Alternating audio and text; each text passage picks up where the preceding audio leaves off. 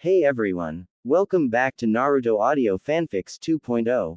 Today's fanfic is What If Naruto Was Blessed by Kami with Powers Even the Otsutsuki Feared, Part 1. A story full of action, emotions, secrets, and unexpected twists that will change Naruto's destiny forever. If you enjoy Naruto fanfics, make sure to like, subscribe, and turn on notifications. Now sit back, relax, and let's begin the story. I don't own anything. Naruto sighed as he crawled into bed and thought, what a night. First I get tricked into stealing a stupid scroll and then I find out I got a demon sealed in me. What next? Pigs flying. I just want to get some sleep.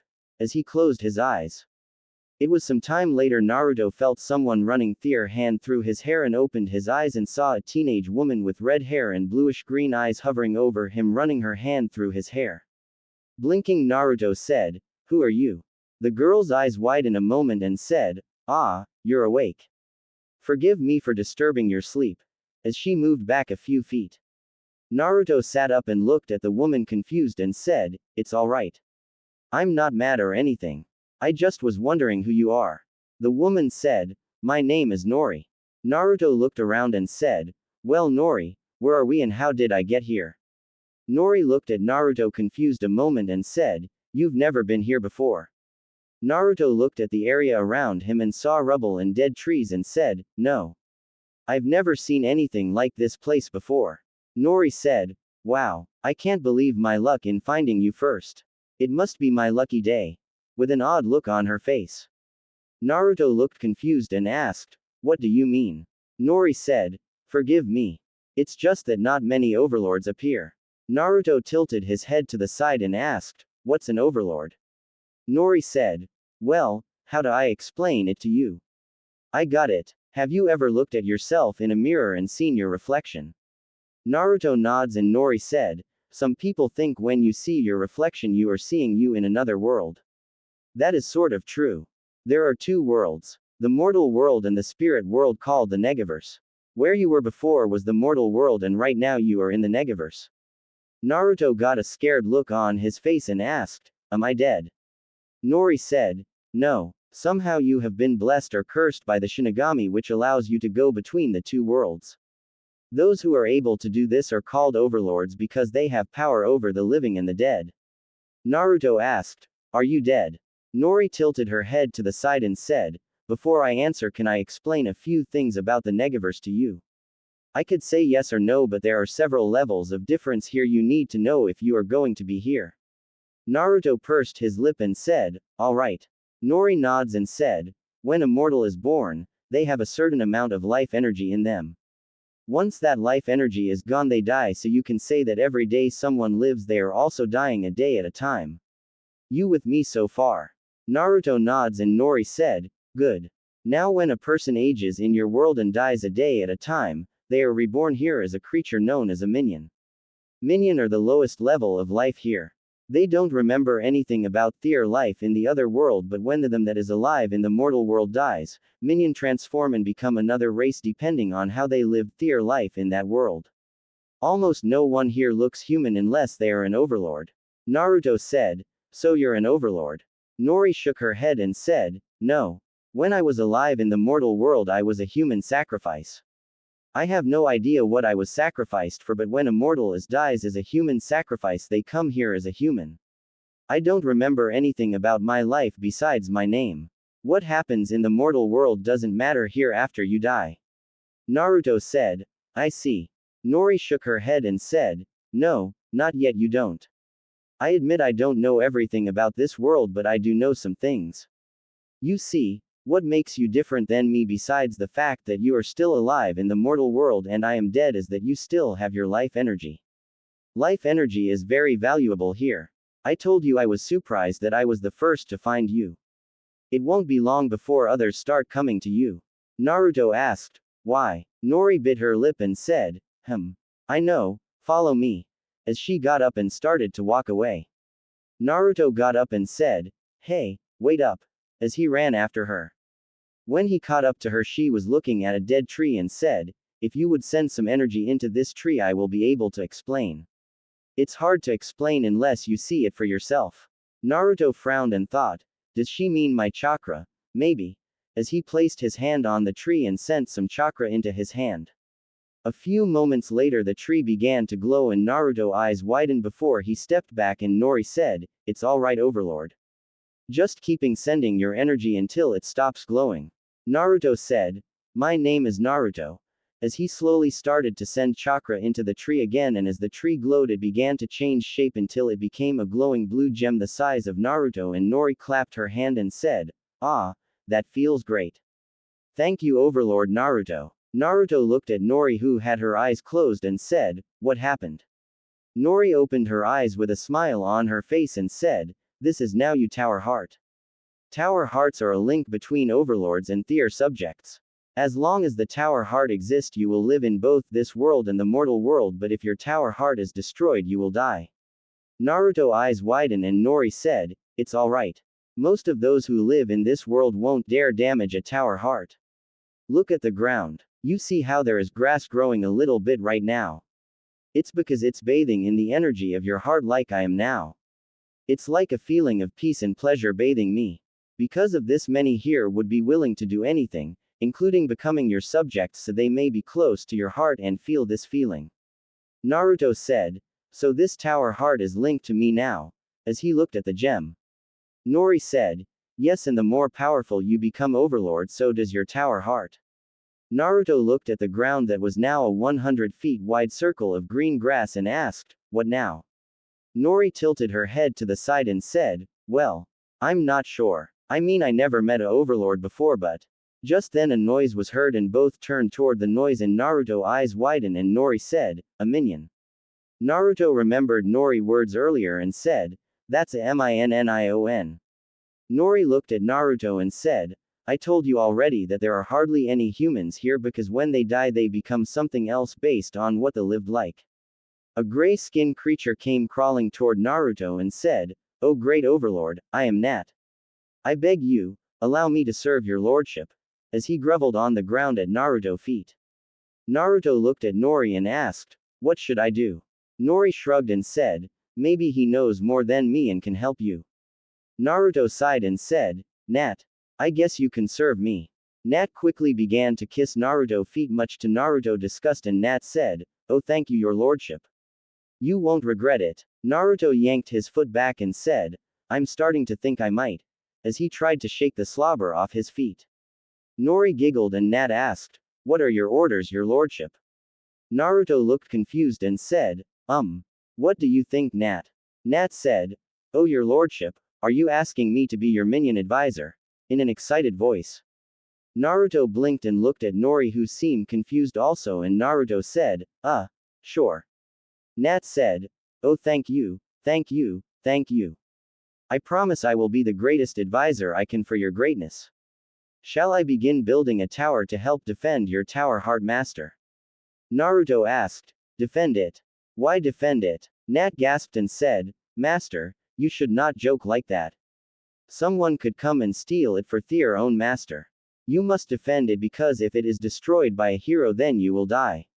Naruto blinked and looked at Nori and asked, "Why would a hero try and destroy my heart?" Nori said, "Heroes here are not like heroes in the mortal realm. Hero kill those with power in order to take it for themselves in order to build an empire in their own image using the stolen power." Naruto frowned and said, "I see. Yes Nat, begin setting up a tower to defend my heart." Nori said, "May I speak freely Overlord Naruto?" Naruto nods and Nori said, "This rubble was probably at one time a town or another tower. That means there might be valuables like scrolls, relics, or gold in the rubble. I would suggest that you have a treasure vault, a relic room, and a library added to your tower to store them." Naruto said, "Great idea. Nori, you have been a great help to me so is there any way I can repay you?" Nori said, "Allow me to be by your side so I can enjoy the feeling of your heart. That is all I ask." Naruto said, "You can be by my side as long as you want Nori because without you I wouldn't have a clue what is going on." Nat said, "Does that mean Nori is Lady Nori Master?" Naruto said, "Yes." Nori eyes widened and said, "I'm honored you would give me such a show of gratitude my lord. I will do my best to please you and serve you faithfully." Naruto looked confused a moment and asked, "What do you mean?" Nori blinked and said, "You don't know my lord." Naruto said, "Know what?" Nori said, "You have made me a lady of your kingdom, my lord. My mind, body, and soul now belong to you to do with as you please, my lord. You may use me any way you wish, my lord." Naruto asked, "Use you? I don't understand." Nori blushed and said, "Would you like me to show you, my lord?" Naruto nods and Nori said, "As you wish, my lord," as she moved forward and kissed Naruto before beginning to remove his cloths.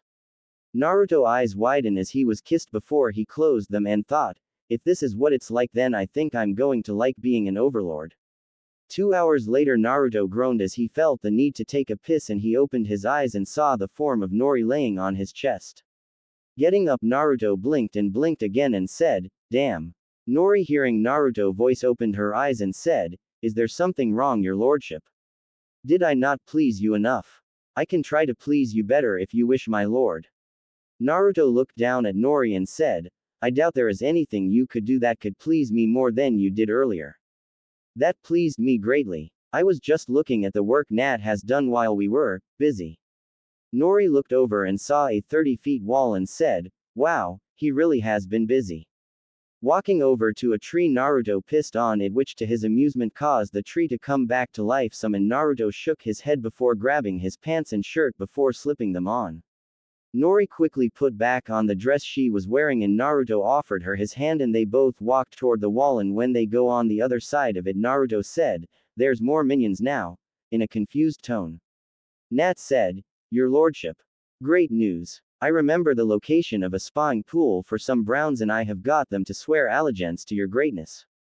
As such, the building of the castle walls are moving swiftly and we should have the outside walls of the castle courtyard done by tomorrow." Naruto said, "Excellent, but what is the difference between you and the brown minions?" Nat said, "There are several types of minions, my lord.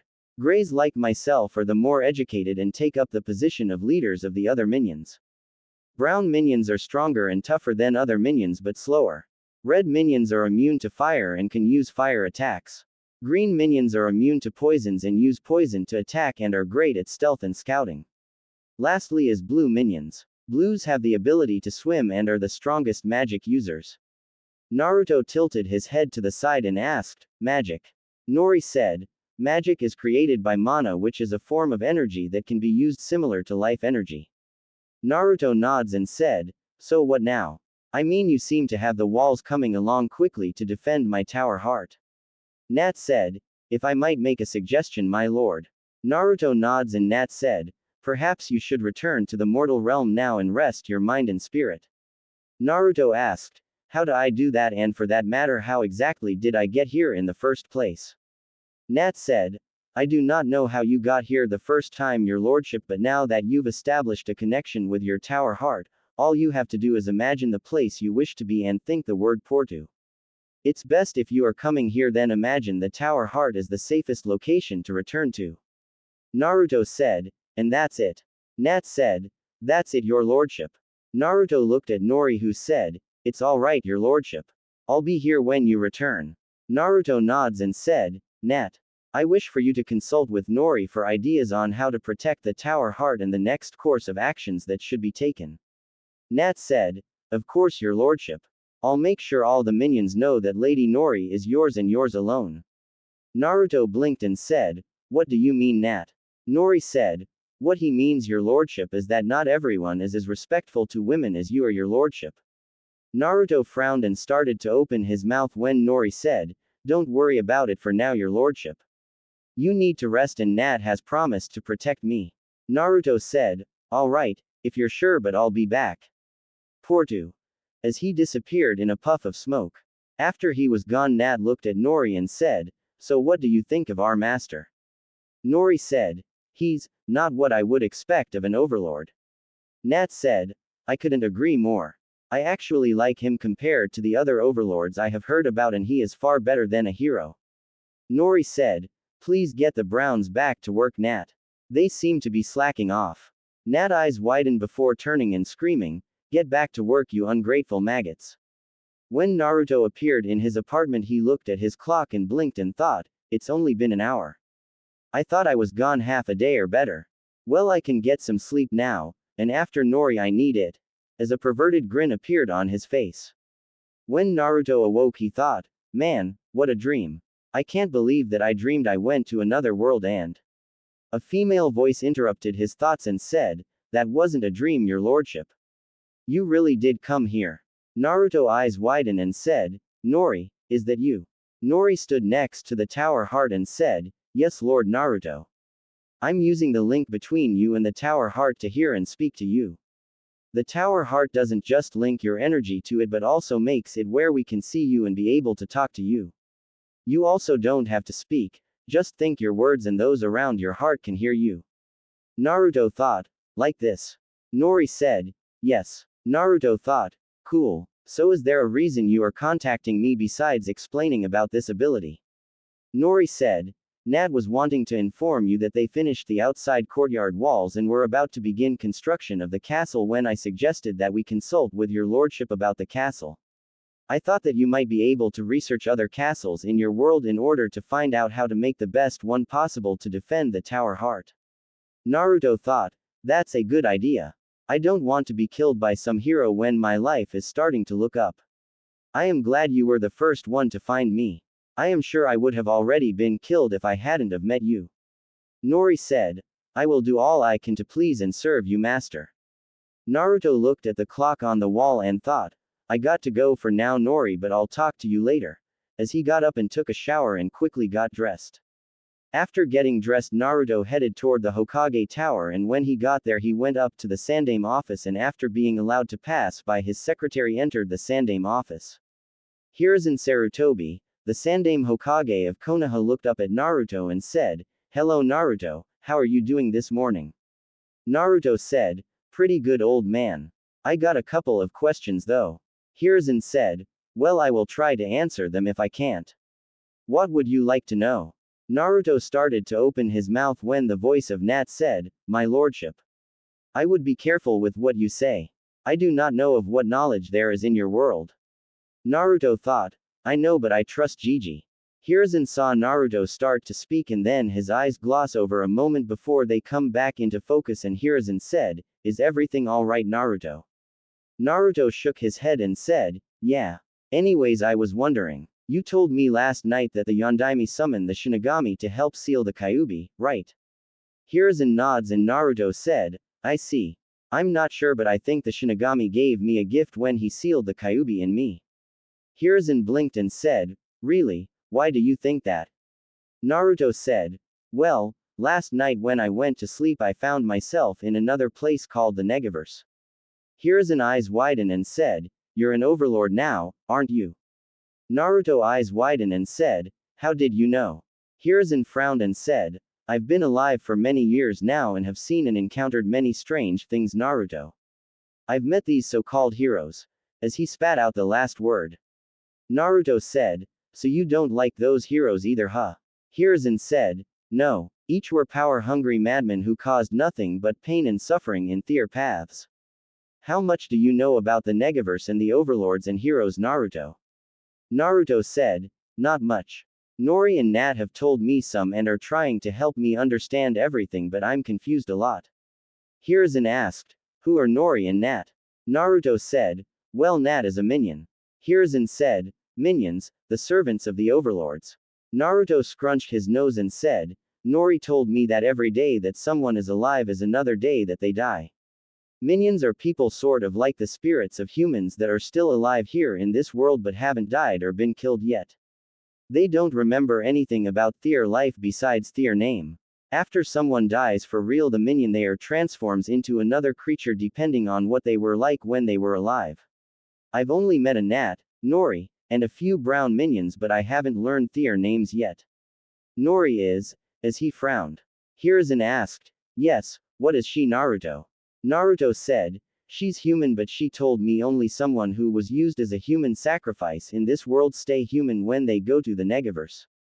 She and Nat both admit they don't know everything about the Negaverse, but they have helped me learn some about it. Hiruzen took several breaths thinking to himself and said, Naruto, I admit that I don't know a lot about the overlords or the Negaverse. Most of which I do know I don't like from my encounter with heroes. What are you planning to do, Naruto? Naruto said, right now Nat has finished building the walls around the courtyard to protect my tower heart and are going to start building a castle to defend it next. Hiruzen asked, what is a tower heart? Naruto said, well, you know. I wonder. Gigi, I don't know if this will work or not, but I think I might be able to take you with me to the Negaverse so you can meet Nori and Nat and see the tower heart. You want to? Hiruzen pursed his lips and said, what exactly do you think will happen? Naruto said, well, I was thinking that if my cloths were able to go to the Negaverse with me simply because they were touching me, shouldn't I be able to bring anything I'm holding as well? Hiruzen thought a moment and Naruto said, hold on a second, Gigi, Nori is talking to me, damn heroes. Nori said that heroes have been known to take slaves they claim as their own from this world to the Negaverse as well as treasures they captured in their quest, so I should have no problem taking you to the Negaverse and back. Hiruzen said, so that's what happened to those people. Very well, I would like to see this Negaverse as well as meet your friends. Naruto held out his hand and Hiruzen took it and Naruto said, Portu. The next moment both were gone. Hiruzen blinked as they both were covered in smoke, and when it cleared he found himself in a huge courtyard with walls around him and Naruto. Nat came over and said, ah master, you have returned so quickly. Are you pleased with the walls we have erected in your honor, my lord? Naruto looked around and said, they look nice, but how do you get in and out? I don't see a door to get out. Nat said, of course not, your lordship. Until we can get more defenses for the tower heart, I won't make a way for someone to get to it so easily. Nori walked over and Hiruzen breathed hitched in his throat as he saw Nori, and Nori said, don't let him trick you, your lordship. He was trying to make plans for the castle and forgot to keep an eye on the Browns, and, well, they kind of stupid unless being ordered what to do, and they just completely sealed the walls. Nat frowned and said, they're Browns, your majesty, what do you expect, but please forgive them. They're hard workers and I promise that I will keep a better eye on them in the future to make sure they don't screw up again. Hiruzen said, so you're a minion. Nat looked at Hiruzen and said, I am the minion task master selected by his lordship Overlord Naruto, and this is Lady Nori, Lord Naruto concubine. Hiruzen's eyes widened and looked at Naruto and said, concubine. Naruto rubbed the back of his head sheepishly and said, Nori said, I am whatever his lordship desires me to be. I aim to please and serve him.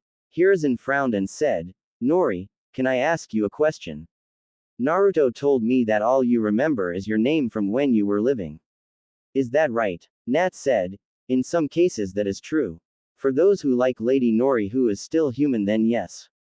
She would be able to remember her name, but those of us who are minions are given our name by older, more powerful minions since we have no memories of our past life. Hiruzen let out a breath he was holding and said, good. I thought you were someone I knew years ago, but her name wasn't Nori. Nori said, are you talking about Kushina? Hiruzen's eyes widened and said, yes. You know her. Nori said, yes. She was taken prisoner by a hero several years ago. I do not know exactly what happened to her after that, though I did hear that hero was killed by a warlock named Minato who claims she was his wife. Naruto asked, who's Kushina, Gigi? Hiruzen bit his lip and said, an old friend, Naruto. You said that her husband Minato was a warlock. Nat said, he's known for being a master of runes and is able to do all kinds of magical attacks. I've never seen him myself, but they say that as he walks flames lick his footsteps. Some say that he may deal with death itself in order to keep his power he had in the mortal world. Who knows? You know how rumors and legends get. Hiruzen thought, or that his cloak has flames near his feet, and said, yes. I do know. Anyways, I was wondering about this tower heart thing I heard about, and what exactly are you planning to do? Nat said, we serve his majesty, and whatever he decides to do we shall carry out his orders. I suggest that we work on increasing his power and followers, because it won't be long before a hero comes and tries to take his tower heart for themselves or try to destroy his lordship in order to claim his treasure and knowledge. Hiruzen looked at Naruto and said, so what are you going to do, Naruto? Naruto said, get stronger, Gigi. I don't plan to die for a long time, and I still plan to become Hokage someday. Hiruzen smiled and said, I see. Naruto said, oh, you wanted to see my tower heart. It's right here, as he walked over to the glowing crystal. As Hiruzen walked closer to it, he said, amazing. I can feel power coming from it. Nori said, that is his lordship power. It's amazing to be in its presence. Isn't it? Hiruzen said, indeed it is. Nat said, that's why heroes will come for it. The power you are feeling is like a drug to power-hungry heroes. The more power they have, the more they want, so they can feel even greater than they are. Hiruzen said, what happens if the tower heart is taken or destroyed? Nat said, if it is taken, then His Majesty will lose his power and become weaker until he is destroyed, and if the tower heart is destroyed, then so will his lordship be destroyed. They are linked. Together they are strong, but separated they are weakened or destroyed. That is why we must defend it to protect His Majesty. And Nori along with the Browns all nod as well at Nat words. Naruto smiled at how protective everyone was of him, and Hiruzen thought, you've found acceptance here, Naruto. I'm proud of you and hope someday that you will find it in Konoha as well. Minato, Kushina, and shook his head and said, well, I think we should get back to Konoha. I still have a lot of work to do. Naruto said, sure Gigi, oh that reminds me Gigi. I came to ask if you had any books on castles and things like that. Nori thought that I should research on castles before building one so I can better protect my castle heart. Hiruzen said, I think I can find something that should help you. Let's return to my office, shall we? Naruto nods and said, all right Gigi. Bye everyone. Nat said, what should we do while we wait for your return, your lordship, since we can't start working on the castle yet? Naruto frowned and Nori said, if I may suggest, your lordship. You may not have noticed it yet, but you have a lot of area outside of the castle that hasn't been explored or cleared of rubble yet. We may find treasure, relics, or magical items that could help you become stronger or help protect the castle better. Naruto said, that's a great idea, Nat. I want you to send the Browns out to clean up the area around the castle and see what they can find, but don't go past sight of the castle for now. That way if someone comes to take the heart, they can help get back in time to defend it. Nat said, excellent idea, your lordship. I'll have them get started right away. As he quickly moved over to the Browns and began to order them around. Hiruzen chuckled and said, seems like you got a good man there, Naruto. Nori laughed and Naruto asked, what's so funny, Nori? Nori said, grays and blue are always females while red and browns are always male minions. Green are the only ones that can be both male and female. Females lack physical strength but make up for it with intelligence and magic control, while males are stronger but have less control. Naruto eyes widened and said, so Nat is a woman, as he looked at the gray minion. Hiruzen chuckled and said, I guess what they say is true no matter where you are. Behind every great man is a woman bossing him around, causing Naruto to chuckle. After calming down, Nori said, is there anything else I can do to please you, Lord Naruto? Naruto looked sheepishly at Hiruzen and said, not right now, Nori. Maybe later. Nori nods and Hiruzen giggled pervertedly and said, Naruto, even though you have Nori here, and no offense to you Lady Nori, but Naruto needs to remember that he can't spend all his time here and that he has responsibilities back home. He might also try and find someone who will care for him there as well. Nat, who came over, said, of course his lordship is going to find other concubines. He will have several mistresses. Some for power, some for pleasure, and some for other reasons. He will also have to have several heirs to help govern his empire as it grows. Naruto said, whoa, slow down. What do you mean empire? Nat, who everyone now knew was a girl, turned her head to the side and said, how much has the mortal world forgotten about the overlords? Hiruzen frowned and said, what do you mean? Nat said, do you still have the lords of the lands? Hiruzen said, the feudal lords. Nat said, yes. Those feudal lords are all descendants of other overlords who at one time ruled the world. Every time the Shinigami blesses someone to become an overlord, it's because there is a great evil in the world who will try to take over it, and it is the job of the overlord to become strong enough to defeat this evil or die destroying it. Those who succeed in destroying the great evil gain a kingdom for themselves until one of their heirs becomes old enough to take over, and then usually the overlord returns here since they can't die of old age due to the tower heart keeping them alive until some hero comes along and kills them to take their power or their treasure and kingdom. Usually that hero uses the power he gains in killing the overlord to return to the mortal world to try and take over it there, where he is either defeated by the descendant of an overlord or the Shinigami creates a new overlord who will rise in power and destroy the hero, and then the cycle repeats itself. Hiruzen blinked and began to think and said, "You know, that suddenly explains so many questions I never could figure out." Naruto frowned and said, "So you're saying that I'm supposed to fight some great evil or something?" Nat said, "In the words of the minion master who named me, evil always finds a way to survive. Humans have the ability to do great and terrible things. Even if you do nothing, sooner or later evil will return. The question is, what are you going to do about it? Are you going to sit back and let evil get stronger so more and more people suffer, or are you going to get stronger to defend yourself and those you care about?" Hiruzen said, "You know, Naruto, I find myself agreeing with Nat. She's saying the same thing I have told you about the will of fire. If you truly want to become Hokage someday, then you will have to become stronger to do so." Naruto said, "I guess so. Are you ready to go, Gigi?" Hiruzen said, "Yes." Naruto walked over and grabbed Hiruzen's arm before he said, "Portu." Like before, both were covered in smoke and appeared in the Sandame's office, and when they did, Hiruzen frowned and said, "Enjoying yourself?" Both Naruto and Hiruzen saw a young boy sitting in the Hokage seat, and Naruto asked, "Who is this?" as he saw the boy jump out of the seat. Hiruzen said, "This is my grandson Konohamaru." Naruto said, "I see." Konohamaru said, "Hey Gramps, how did you do that, and who's this?" Hiruzen said, "This is Naruto, and that was a special transport jutsu." "What are you doing here, Konohamaru?" Konohamaru said, Hiruzen sighed and said, "I see. Another attempt, is it?" Konohamaru looked sheepishly as Hiruzen took his seat and said, "Naruto, have you had your registration picture taken yet?" Naruto shook his head no, and Hiruzen said, "Then if you don't mind, can you go get that taken care of as well as your registration? By the time you do that and go get you something to eat, I should have a couple of books for you about what we were discussing." Naruto nods and said, "If you don't mind, can you keep that quiet for now?" After hearing what Nat said, "I don't want to draw too much attention to myself right now." Hiruzen said, "You know, Naruto, you seem more mature now than you used to be." Naruto looked out the window and said, "I realize life's not a game anymore, Gigi. See you later, Konohamaru." As he left. After he was gone, Hiruzen saw Konohamaru looking at Naruto and began to follow him.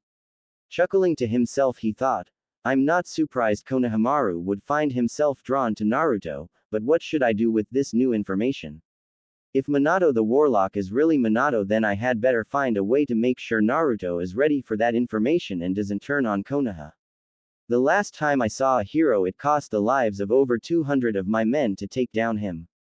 I fear what the power of an overlord could be, especially when that overlord is a Jinchuriki for the Kyuubi." After getting his picture taken, Naruto looked at the boy who was hiding behind a flag and said, "Is there a reason you're hiding, Konohamaru?" Konohamaru said, "I would expect nothing more than my new boss to detect me." Naruto looked confused and asked, "Boss? Why do you call me boss?" Konohamaru said, "I've seen enough of Grandpa's ninja to know when someone is using a shushin on someone else. You shushin Grandpa, so that means you must be strong if Grandpa let you shushin him." Naruto said, Gigi was just giving an exam to make sure I knew what I was doing with the jutsu." Konohamaru frowned and said, "I hadn't thought of that." Naruto said, "Well, I got to go back to see Gigi about some stuff. Talk to you later, Konohamaru." As he started to leave, Konohamaru said, "Hey, you want to play ninja with me?" Naruto thought a moment and said, "Sure." Just then a man in glasses wearing a bandana walked up and said, "Honorable grandson. It's time to go," as he pushed his sunglasses up while shooting a sneer at Naruto. Naruto frowned and thought, "Glare all you want, bastard. I'll prove you and everyone else wrong someday." As he said, "Good luck, Konohamaru," as he turned and walked away. After leaving Konohamaru, Naruto returned to the Sandame office and entered it. Once inside, the Sandame said, "Ah, Naruto, right on time. I got some books for you I think you and your friends should look at," as he pointed to a stack of 10 books. Naruto walked over and read the title. Castles and Fortress of the World. Greatest Battles in History Volume 1. Greatest Battles in History Volume 2. Greatest Battles in History Volume 3. History of the Elemental Nations. Knights, Mages, and Priestess. Kingdoms of the World. Demons and Monsters of Legends. A Beginner's Guide to Seals. Seals for Idiots. Looking confused at the book titles, Hiruzen said, "The Book of Castles and Fortress of the World gives descriptions about the castles. Greatest Battles in History tells several stories about attacks on towns, outposts, and villages which can help you defend your castle by seeing how others would attack yours in order to counter them. The book on the history of the elemental along with the Kingdom of the Worlds will help you understand the political situation you are in. I can tell you're not used to the terms of people referring to you as nobility, so those books will help you with that. The book on Knights, Mages and Priestess along with the book on Demon and Monsters of Legends are books that I have read looking for information on heroes as well as what few things I know about overlords and the Negaverse. The other 2 books are about seals. When I heard about Minato and his runes I thought that they are similar to our seals. I thought that if nothing else would give you something to look out for." Naruto smiled and said, "Thanks Gigi, but when are you going to tell me the truth?" Hiruzen said, "What do you mean?" Naruto frowned and said, "A guy named Minato who made a deal with the Shinigami. Someone whose wife is named Kushina that looks like someone you know and I bet looks like Minato wife. I saw the look on your face. It's him. Isn't it? It's the Yondaime." Hiruzen sighed and said, "Naruto. I don't know. It might be. Part of me hopes it is because I know that you want to speak with him about where you came from and about who your parents are, but there is no guarantee that it is him or that he actually does remember things from when he was alive. I would hate that it actually be him and you meet him and not remember what you want to speak with him about. Also there is the fact that since people change when they get there that he may not be who he was when he was the Yondaime. He could be as bad or worse than a hero. Please Naruto. Until you know more about what it is like there as well as getting stronger, do not seek him out." Naruto, seeing the worried look on Hiruzen's face, said, "Alright Gigi.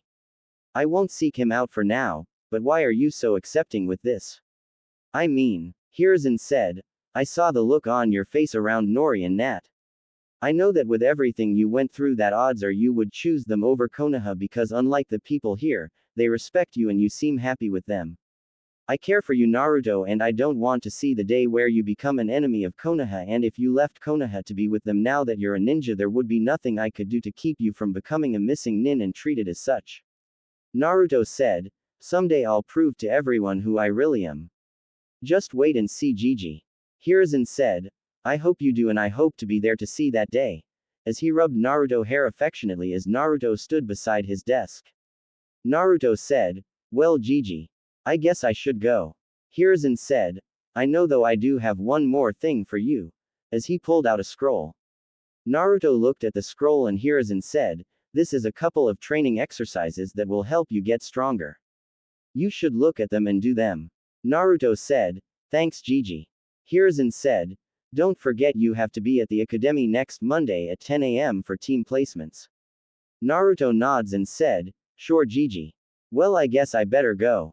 See ya, Portu." Before he disappeared. After he was gone Hiruzen thought, please let this help form a bond here and not create a stronger enemy. When Naruto got back to the Negaverse he saw Nori reading a scroll and saw a small pile of gold and a couple of old-looking clubs and daggers. Nat said, "Ah, Your Excellency, you've returned. I am pleased to inform you that we have cleared the area around the castle as far as a minion can see and we have found some gold for your treasury as well as a few old weapons that you of course have first dibs on and a scroll that Lady Nori has been reading." Naruto said, "I can see that Nat. Good job." Nat said, "I see you have some new items my lord. Are they to help with the castle?" Naruto said, "Yes. Gigi said these would help with helping to build the castle as well as give several strategies that others would use to attack the castle so that we may defend against them. I haven't had a chance to look through them yet so we." Nat said, "Not to worry my lord. As she began to speak some words Naruto did not understand before the books began to float into the air and fly around the tower heart while glowing. Grunting, Naruto grabbed his head and screamed in pain before passing out. When Naruto awoke, he groaned and moved his hand to his head and said, "What happened?" Nat said, "Forgive me, Your Excellency. I was not aware of the amount of knowledge in those books, or I would have done them all one at a time." Naruto glared at Nat and said, "What did you do, and why the hell do I suddenly know what was in those books?" Nat said, "I used an enchantment that the minion master who named me used when to enchant the library of her master. It allows all the knowledge that is stored in the library to be given to her master without wasting time reading them." Naruto said, "I see. Next time before you do something like that, warn me so I can be prepared for all that information to be absorbed." Nat said, "Of course, Your Excellency. If I might ask your lordship, now that you know everything in those books, how shall we build your castle?" Naruto pursed his lips together a moment and said, "Are the walls around the courtyard just stone walls, or are they enforced any?" Nat said, "Just stone from the rubble we cleared, master." Naruto said, "That won't do well. If someone uses a battering ram, they would be able to break the walls. We need to reinforce the walls with, as well as make them where we can place guards there to watch for enemies, but that will be later. Do any of you have blacksmithing skills?" Nat frowned and said, "No, my lord. None of the minions here have blacksmithing skills." Naruto frowned and said, "Damn, do you know anyone who blacksmiths?" Nat said, "I do, but is currently out of reach." Nori said, "I know someone, but I can't guarantee that they would help. They may even attack you." Naruto frowned and said, "Why would they attack me?" Nori said, "Because you might not be able to afford them." Nat asked, "Who are you speaking about?" Nori said, "The Grey Dwarfs. They are the best blacksmiths outside the elves that I know of, and they are also the closest to our current location." Nat frowned and said, "You're right. The Grey Dwarfs are the best, and they won't work for the amount of gold we currently have." Naruto said, "Damn, I guess we will either have to get more gold or do without what I want."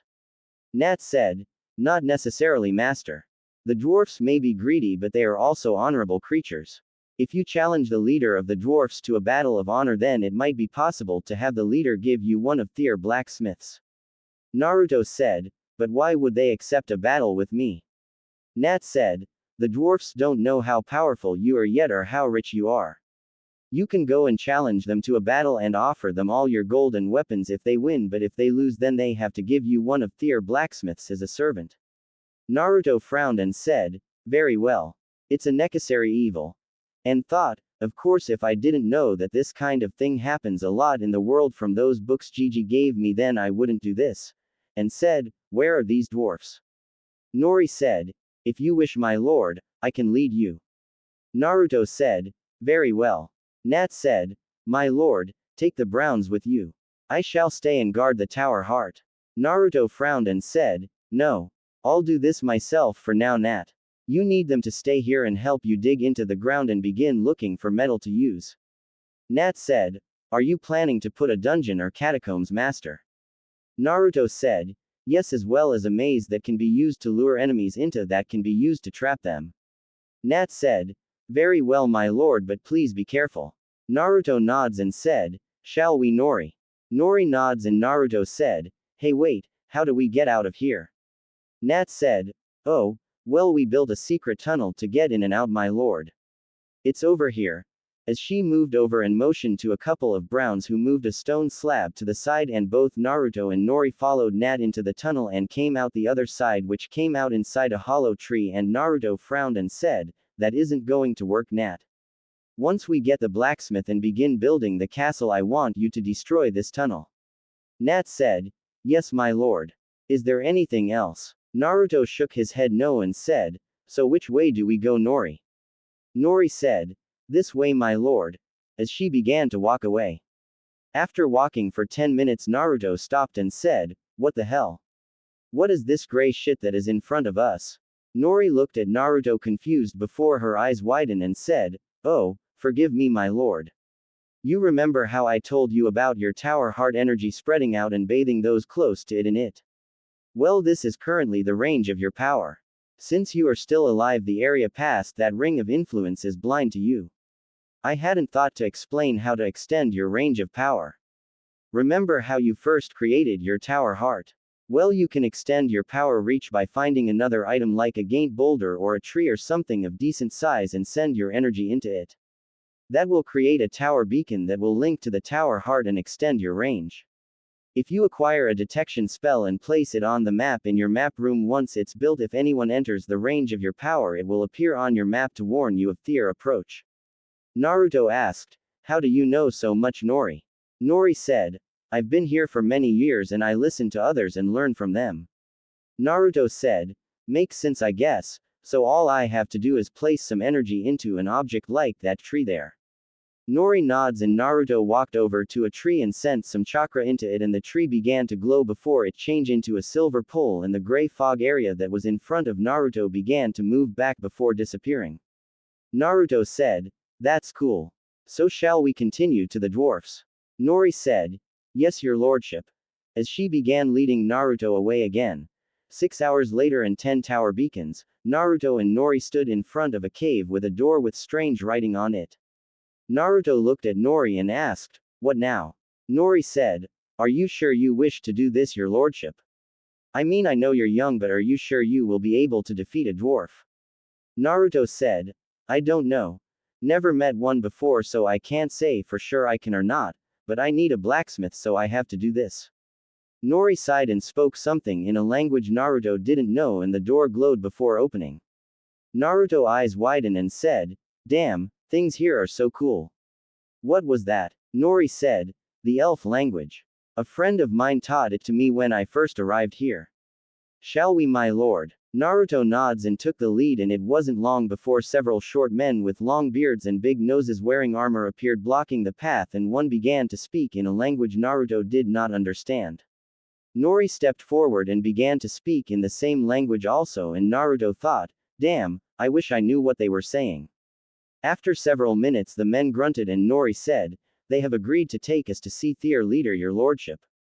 Naruto said, "Good, I just wish I knew what you were all saying." Nori said, "I don't speak the dwarf language, but most racists speak the elvish language." Naruto said, "I see. Can you teach me?" Nori said, "I'm afraid that only an elf can teach someone the elvish language. I don't know how to explain it, sire. All I can guess is that it is a spell that only they know." Naruto frowned until his eyes widened as they came into a large cavern city with hundreds of dwarves across a bridge that connected the tunnel they came out of to the city. One of the two men who escorted them quickly ran into the city while the other stood in front of Naruto and Nori with his arms crossed. Nori stopped walking and Naruto who looked at Nori who said, "The other guard went to the leader of the dwarfs." Naruto nods and crossed his arms and began to look at the city. A few minutes later several men came walking out in armor along with a very old-looking man with white hair, and the man with white hair moved forward and began to speak. Nori began to speak back to him and the old man's eyes widened, as did several others before the old man began to speak again. Nori began to speak aggressively toward the elderly man while several of the dwarfs grabbed their weapon and glared at Naruto who looked at Nori who continued to speak heatedly. Naruto said, "What's being said, Nori?" Nori turned to Naruto and said, "The elder didn't believe your claim that you are an overlord. I was just merely explaining to him that you are." Hearing the old man speak again, Nori turned back to him and spoke very aggressively toward him, and the old man raised his voice silencing Nori as well as making all the dwarfs to look at him. The old man pointed a finger at Naruto and spoke in a serious tone, and Naruto asked, "What does he say, Nori?" Nori took a deep breath and said, "He is asking if this is what you really want." Naruto nods his head yes, and the old man spoke again and turned to look behind him, and a dwarf in red armor stepped forward onto the bridge while the old man spoke while pointing at him. Nori frowned and said, "That is the elder's son, my lord. The elder said that you and he will battle. If you defeat him he will agree to your request, but if you fail, he will kill me." Naruto's eyes widened and looked at Nori and hissed, "What?" Nori said, "He didn't believe that you are an overlord and was going to kill you for your claim. I argued with him to prove that you really was an overlord. In our argument I made a deal with him. You fight his strongest warrior. If you defeat him, then he will acknowledge you as an overlord and give you one of Thier Dwarf's blacksmith as a servant. If you fail to defeat his strongest warrior though, then his strongest warrior will kill you in battle and then kill me after," as she looked scared and away from Naruto. Naruto narrowed his eyes and said, "After what, Nori?" Nori looked down and said, "After he uses me to sedate his bloodlust." Naruto growled and said, "Over my dead body." As he walked past Nori onto the bridge, glaring at the dwarf he was supposed to fight, who pulled out a pair of battle axe off his back. Naruto growled and said, "Nori, translate word for word what I am about to say." Nori said, "Yes, sire." Naruto glared at the man in front of him and said, "You doubting my claim as an overlord is one thing. You have not seen my strength of battle or character, and I can forgive that." Naruto's eyes began to turn from blue to red as red chakra began to slowly come off Naruto's body as the whisker marks on his cheek expanded and his pupils became slit, and Naruto said, "But threatening to harm those who are my subjects, especially one who is special to me, cannot be forgive. I'll prove to you once and for all that I am the overlord as I destroy this fool."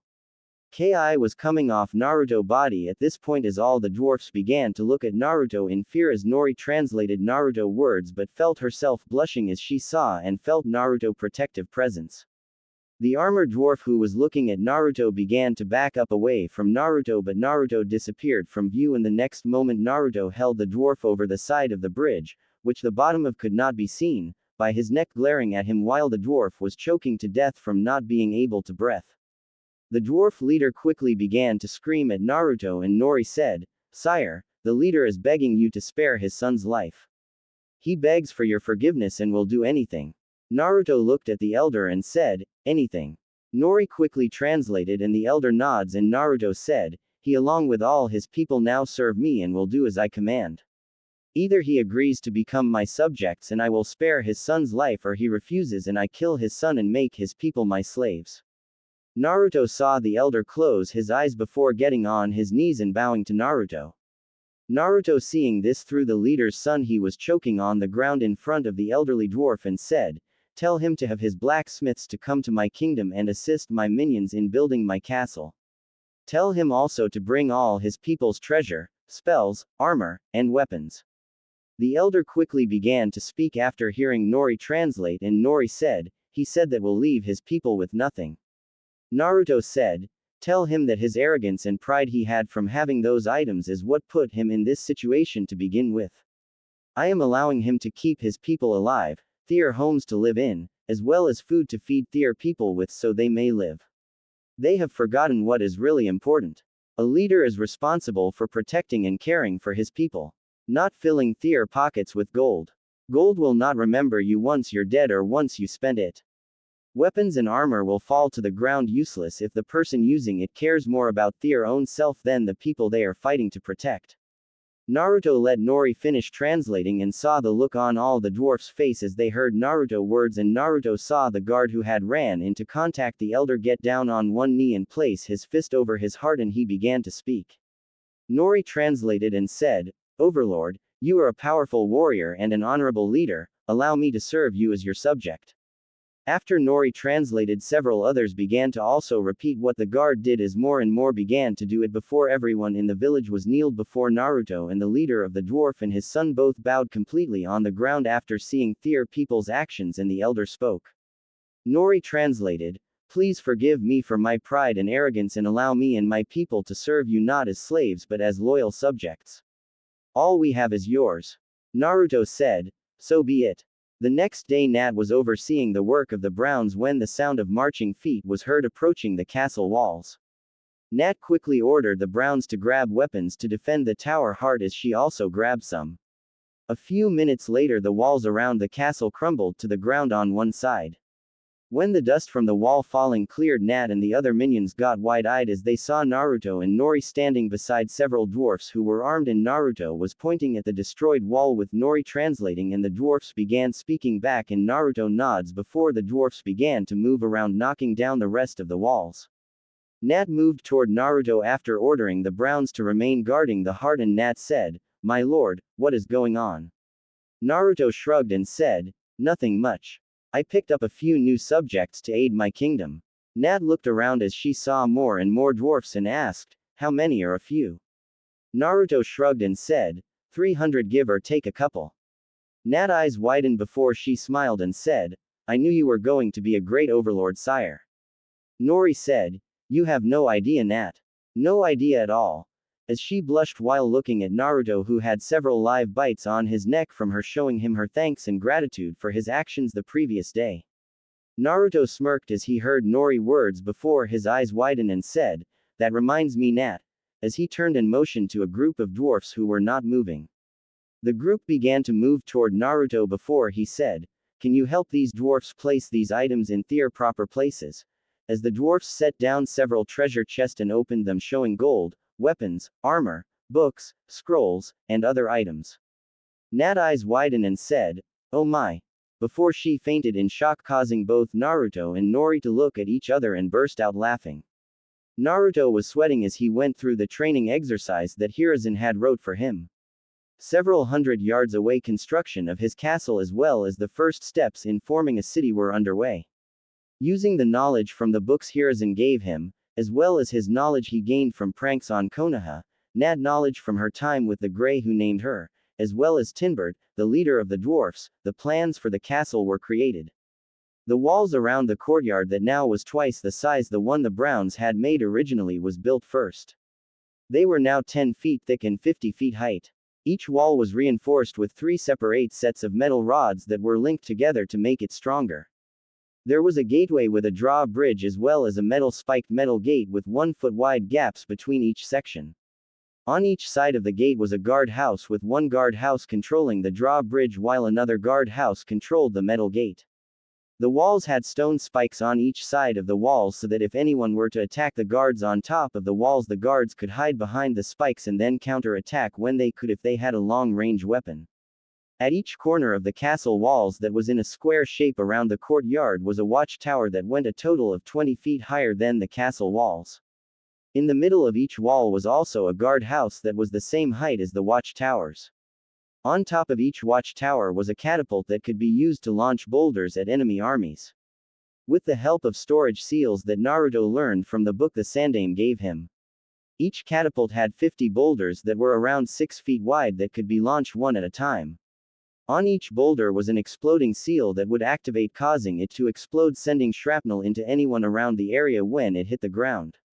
The walls also had single guard house between each watchtower and between the watchtower and the gate houses that could hold up to 30 men easily, while the gate houses could hold 15 men and the watchtower could hold 40 men, since living area for future guards were set up in each of them. Outside the castle walls, the ground that once was cleared now looked like a strip mining operation, as a moat over 40 feet deep and 30 feet wide now existed in the ground from where stones and metals were dug up to be used in construction.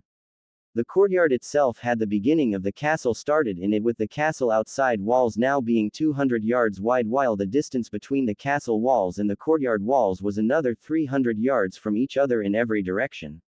As Naruto got up off the ground from doing push-ups, he saw a dwarf came running in his direction, and the dwarf went to one knee and said, Your Majesty, Lady Nori has sent me to inform you that someone has arrived at the castle to speak with you. Naruto blinked and said, Who is it that wishes to speak with me? The dwarf said, It's the warlock Minato. Naruto's eyes widened and he paled slightly and thought, what's going on? Why is he here? I think I should get Gigi. And said, inform Nori I will be there shortly. I wish to freshen up a little before meeting our guest since I was training. Naruto watched as the dwarf nods and runs back to the castle, and Naruto said, Portu, before he disappeared in a puff of smoke. Naruto appeared in the Sandaime office, who went wide-eyed a moment, as did the other people in his office, and the Sandaime frowned and said, Naruto, not that I'm not glad to see you, but as you can see I am in a very impor. Naruto interrupted Hiruzen and said, It's him, Gigi. He came looking for me. In a scared tone. Hiruzen blinked and asked, Who? Naruto? Naruto looked nervous while the others in the room looked between Naruto and the Sandaime, and one of them said, Hiruzen, shouldn't you let's send this boy away so we can continue our meeting? And Naruto turned and said, Look, I know this meeting is probably important since I know you're the elders of Konoha, but Gigi told me to avoid the guy who came looking for me. He gave me specific orders to avoid this guy. Do you understand? Specific orders to avoid him. Hiruzen eyes widened as he realized who Naruto was speaking about and paled and said, "Are you sure, Naruto?" Naruto said, "Yes, Nori stalling him right now, but I don't know how long she can keep him busy and I can't leave her and the others there to get hurt if he's." Hiruzen said, "That's enough, Naruto. I understand. You did the right thing by coming to me. Homaru, Kaharu, I am afraid that I am going to have to cancel this meeting short." Kaharu seeing the look on Hiruzen's face and said, "Hiruzen, as one of the elder of Konoha I am forced to ask that you inform us what is going on because." Hiruzen said, "Enough, Kaharu. I know that you have a right to know what is going on, but." Naruto said, "It." As a Kage Bunshin appeared beside both elders and Hiruzen and all four Naruto in the room said, "Portu." And the room was covered in smoke. When the smoke cleared, no one was in the Hokage office. As the group arrived in Naruto Castle, the two elders blinked and looked around wide-eyed, seeing themselves in a place they never been before, while Hiruzen frowned and said, "You need to learn patience, Naruto." Naruto said, "Well, sorry, but time moved different here and I'm not sure how much time has passed." "Nat!" Naruto shouted loudly. The elders went wide-eyed as they saw Nat come running from the side of the courtyard and both reached for hidden weapons when Hiruzen placed his hands on Thea's shoulders, causing both to turn and look at him, and Hiruzen said, "I'll explain later, but do not do anything stupid. She is an ally for now." Nat, who had come running excitedly when she heard Naruto shout, stopped in front of Naruto and said, "Your Excellency, you have returned. Lady Nori is currently with the warlock waiting for you." Naruto bit his lip and looked at Hiruzen, who said, "Nat, would you please escort us to see him?" Nat looked from Hiruzen to Naruto, who nods and said, "Right this way, sire." As she began to lead them away and Hiruzen placed his hand on Naruto's shoulder and said, "Relax, Naruto." Naruto said, "How can I relax when I know that I might die in a few minutes?" Both elders went wide-eyed hearing Naruto's words and both looked at Hiruzen, who said, "All will be explained soon. Just keep your eyes open and mouths closed." As they followed Nat, who entered one of the doors that lead to one of the guard towers, and Hiruzen said, "You've been busy, Naruto." Naruto smiled slightly and said, "Yeah, after I returned and had the knowledge of those books you gave me shoved into my head, I knew the old walls wouldn't work, so after speaking with Nat and Nori I learned about the dwarfs who are master blacksmiths and I went to meet them and, you could say the rest is history." As he rubbed his head, Hiruzen said, "I see, well, I am impressed with what you have done." Nat stopped in front of a door and said, "In here, my lord." Naruto nods and Nat opened the door and both Kaharu and Homaru eyes widen as they saw who was standing in the room while Hiruzen bit his lip. There in the room was Minato, Kushina, Tinbird, and Nori. Nori seeing Naruto said, "Ah, your lordship. You returned." Kushina looked at the group curiously while Minato had his eyes glued on Naruto as he stood outside the door, and Hiruzen said, "I'm told that you might not remember your life. Do you?" Minato interrupted him and said, "I remember you, Hiruzen, as well as you, Kaharu and Homaru." "Hello, Naruto." Naruto gulped and said, "Hi." Minato turned to Kushina, who said, "Minato, is he?" Minato nods and Kushina turned and said, "Hello, son." Naruto eyes widened before he said, "Son. What?" as he looked at everyone in the room in shock. Hiruzen sighed and said, "Naruto. This is your mother Kushina Uzumaki and her husband, your father, Minato Namikaze." Naruto eyes went wide before they rolled into the back of his head as he passed out. When Naruto opened his eyes he found himself in his room with Nori resting her head on his shoulder, and Naruto rubbed his head and said, "What happened?" Nori hearing Naruto's words said, "Sire, you're awake." Naruto said, "Not so loud, Nori. My head is killing me right now." Nori said, "You did hit your head pretty hard when you collapsed, sire." Naruto blinked and looked and asked, "What happened?" Nori said, "You met your parents and passed out, sire. Tinbird has spread the word that you are the son of the warlock and their respect for you has only increased." Naruto groaned and said, "Damn it. Why, I can't think straight right now." Nori placed her hand on his chest and said, "Just calm down and take a few breaths to clear your head, sire." Naruto did as Nori suggested and said, "Thank you, Nori. I feel a little calmer now." I need to speak with Gigi. Can you please get him for me? Nori nods and said, by your command, sire. As she got up and quickly left the room. Naruto got up and moved to the small slit in the room that allowed sunlight and fresh air into the room and sat down looking outside. A few minutes later there was a knock on the door to his room before it opened and Hiruzen stepped in and closed the door and he said, I know you have many questions and I can only guess what you're feeling, Naruto. I'll tell you everything and then tell you why I didn't inform you sooner if you will remain calm and listen to me. Naruto frowned and said, Gigi. I feel betrayed and don't know how I can trust you or what you say anymore. Why? Why didn't you tell me? Hiruzen said, your father had a lot of enemies in the world. You know how people react to you because of the Kyuubi. That made your life hard, I know, but most of those respected me and my position enough not to actually harm you physically. There was nothing I could do about the emotional damage they were doing to you besides try and be there for you and become a grandfather figure for you to give you the best life I could. But if I would have told you who your parents were or told the village who your parents were, then other nations would have sent assassin after you, and unlike the people of Konoha, they wouldn't have listened to me. I did everything I could in order to protect you and try to let you live as normal a life as I could. I admit I made mistakes, but no matter how powerful I am or what position I have, I will sometimes make a mistake. Sometimes it costs someone to feel pain and suffering, sometimes it sends people to their death. All I can do is do what I think is best and pray that I did the right thing. Naruto, who had turned to look at him, looked back out the window and said, were you ever going to tell me about my parents or the Kyuubi? Hiruzen said, I had planned to tell you about the Kyuubi when you made Genin and tell you about your parents when you made Chunin so you could better defend yourself should your parents' enemies find out.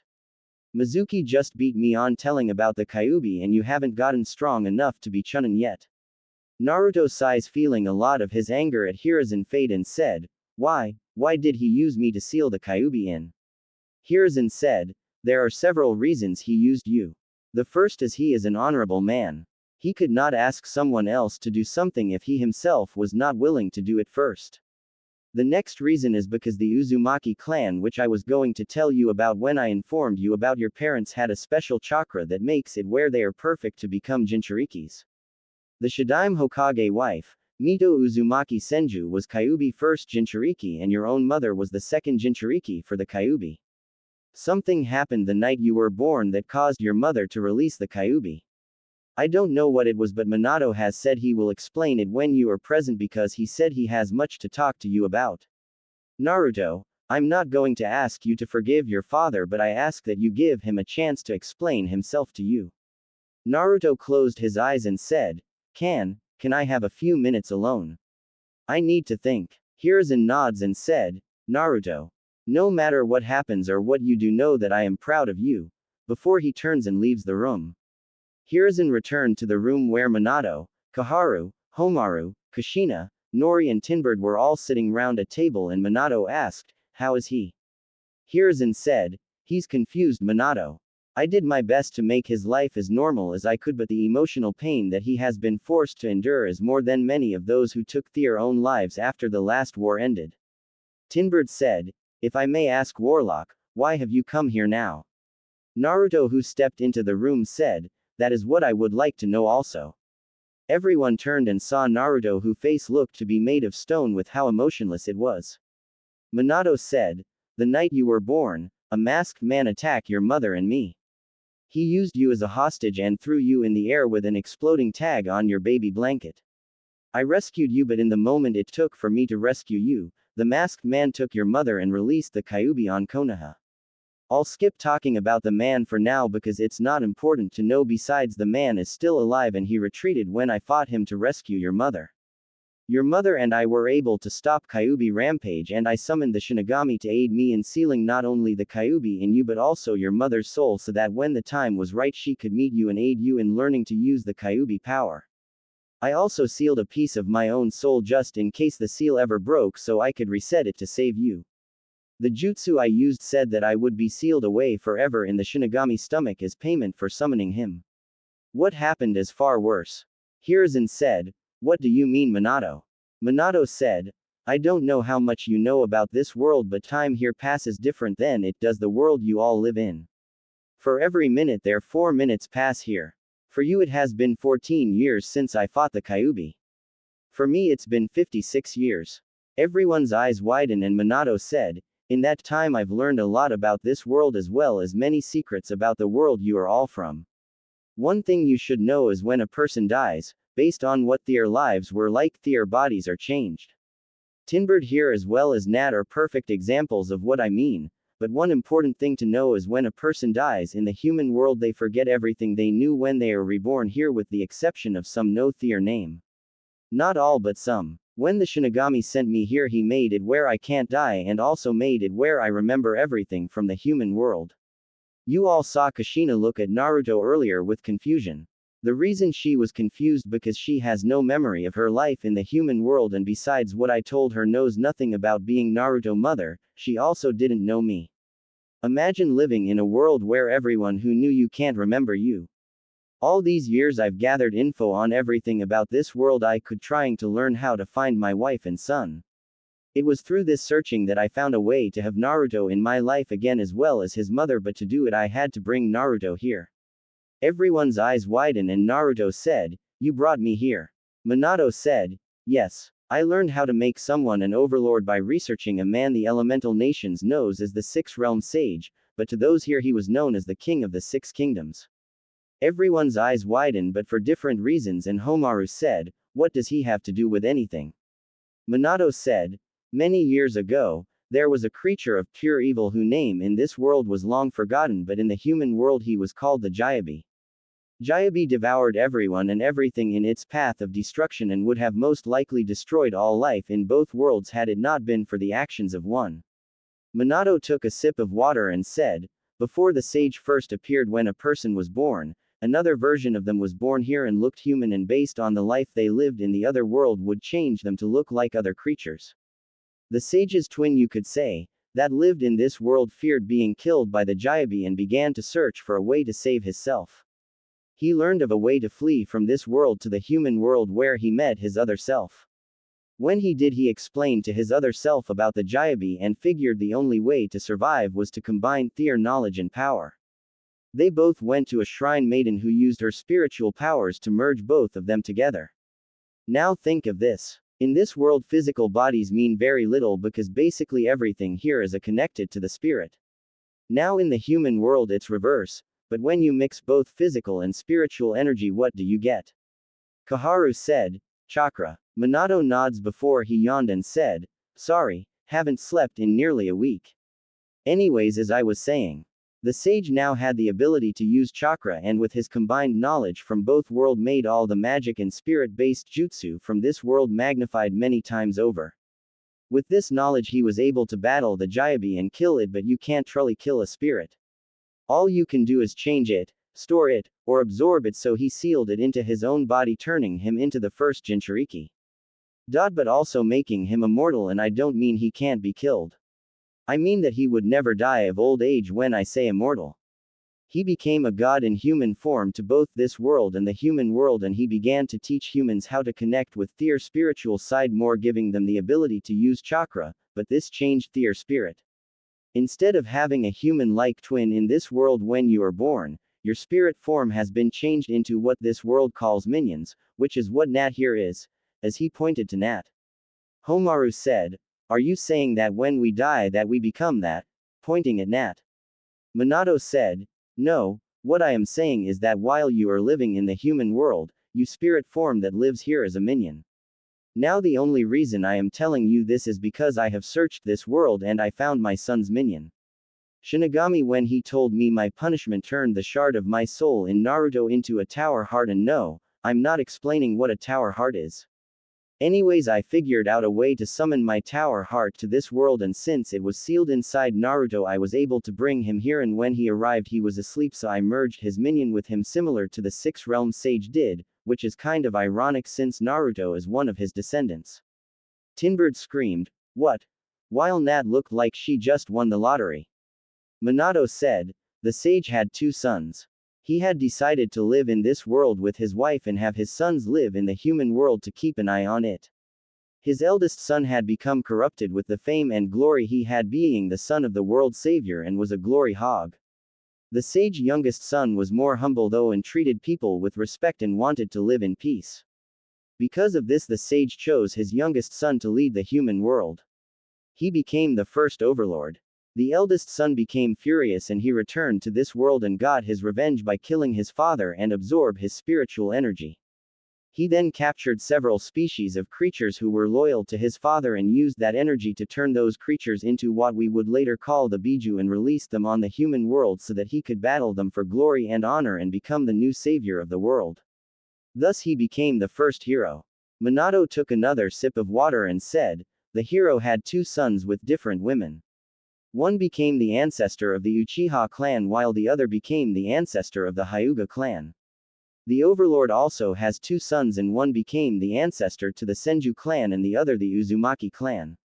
The overlord killed the hero and then the hero's sons vowed revenge and later killed the overlord but then turned on each other wanting the power of the overlord for themselves.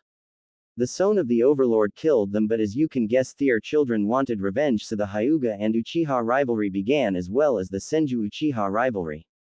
The Hyuga were smart enough to back out after they saw the Senju and Uzumaki were going to stay united and they did all the way up to the founding of Konoha and now Naruto is the last of the true overlord line and now thanks to me bringing him here and merging him he can become what he was meant to be.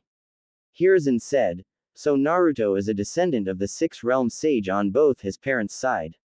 Minato blinked and said, both, what do you mean both?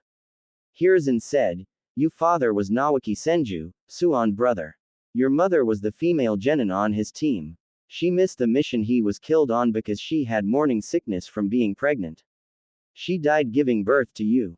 The only two people who knew were Mito Uzumaki Senju and myself which is why Whirlpool sent a female to seal the Kyuubi into and why I kept arranging for you both to be teamed up and you were part of the team sent to rescue her when she was kidnapped. You both had an arranged marriage but Mito and I didn't want to tell you and instead let you fall in love for yourself which you did. Minato said, how can you be sure who my mother and father were? Hiruzen said, because your mother was my first-born daughter. Thud. Naruto passed out again as his mind just took in the info that he received. When Naruto awoke again he found himself back in his bed in the castle and Naruto felt someone rubbing their hand through his head and said, Nori, is that you? A female voice said, no son. Naruto eyes widened before jumping out of bed and looking over seeing Kushina sitting next to where he had been before and he said, Kushina. Kushina said, after you passed out your father used a seal he created to return my soul to my new body. While my soul was inside you I saw everything that happened in your life son so I know everything. I'm not the shell of a woman you met earlier. I truly am your mother in every way now. Naruto eyes widened before they began to get wet and he said in a scared voice, really, you're telling the truth, right? Kushina said, of course Databane. Before she looked sheepish. Naruto screamed, Mom, before he tackled her into the bed and hugged her as he cried into her chest. Kushina patted his back and whispered, it's alright son, mommy here and I'm not going anywhere, as she heard him cry into her chest until he fell asleep. Getting up out of bed she went to the door where she opened it and saw Nori standing there and Kushina narrowed her eyes and said, I know who you really are Nori as does Minato. If you hurt Naruto I'll destroy you. Nori said, I won't hurt him. I give you my word. Kushina nods and started to walk away and stopped and said, I want you to tell him the truth before he discovers it on his own. Also he's too young to be a father right now. Nori eyes got wide hearing Kushina words before she looked down with a frown on her face but hearing the last part made her blush as she looked back up at Kushina who looked over her shoulder and said, take care of him, before she walked away.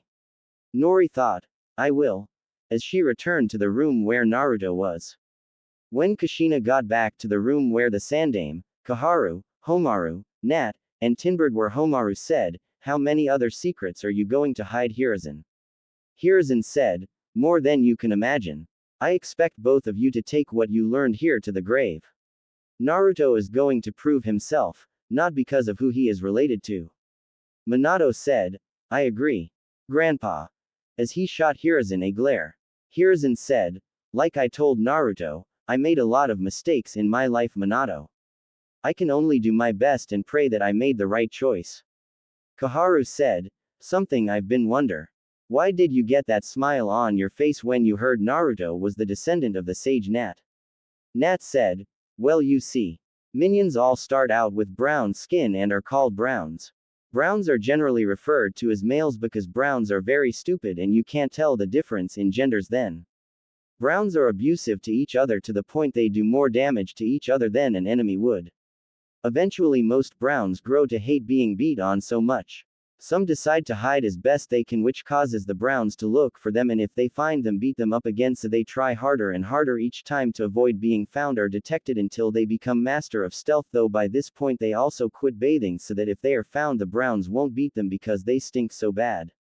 Those who do this turn into what we call greens, and because they have hidden in places that smell bad to help hide them as well as cause them to stink, they build up an immunity to nearly all poisons. Nat rubbed her head and said, some browns who try to hide can't stand the smell of becoming a green, so they try another approach. Browns are so stupid that they don't know how to swim and are afraid to get too wet. To avoid being hurt, some browns force themselves to learn to swim and keep getting better out of fear that they eventually become what we call blues, who can go through any amount of water regardless of how dangerous it is. They also learn to attack with spells in long range so they don't have to get out of water where they could be hurt. Nat popped her knuckles and said, then you have reds. Reds are basically pyromaniacs. They burn themselves playing with fire for the fun of it until they build up an immunity to fire, and then they like to use magic to make fireballs and set things on fire. Because of being burned so much and becoming immune to fire, their skin color turns red. Last are grays like me.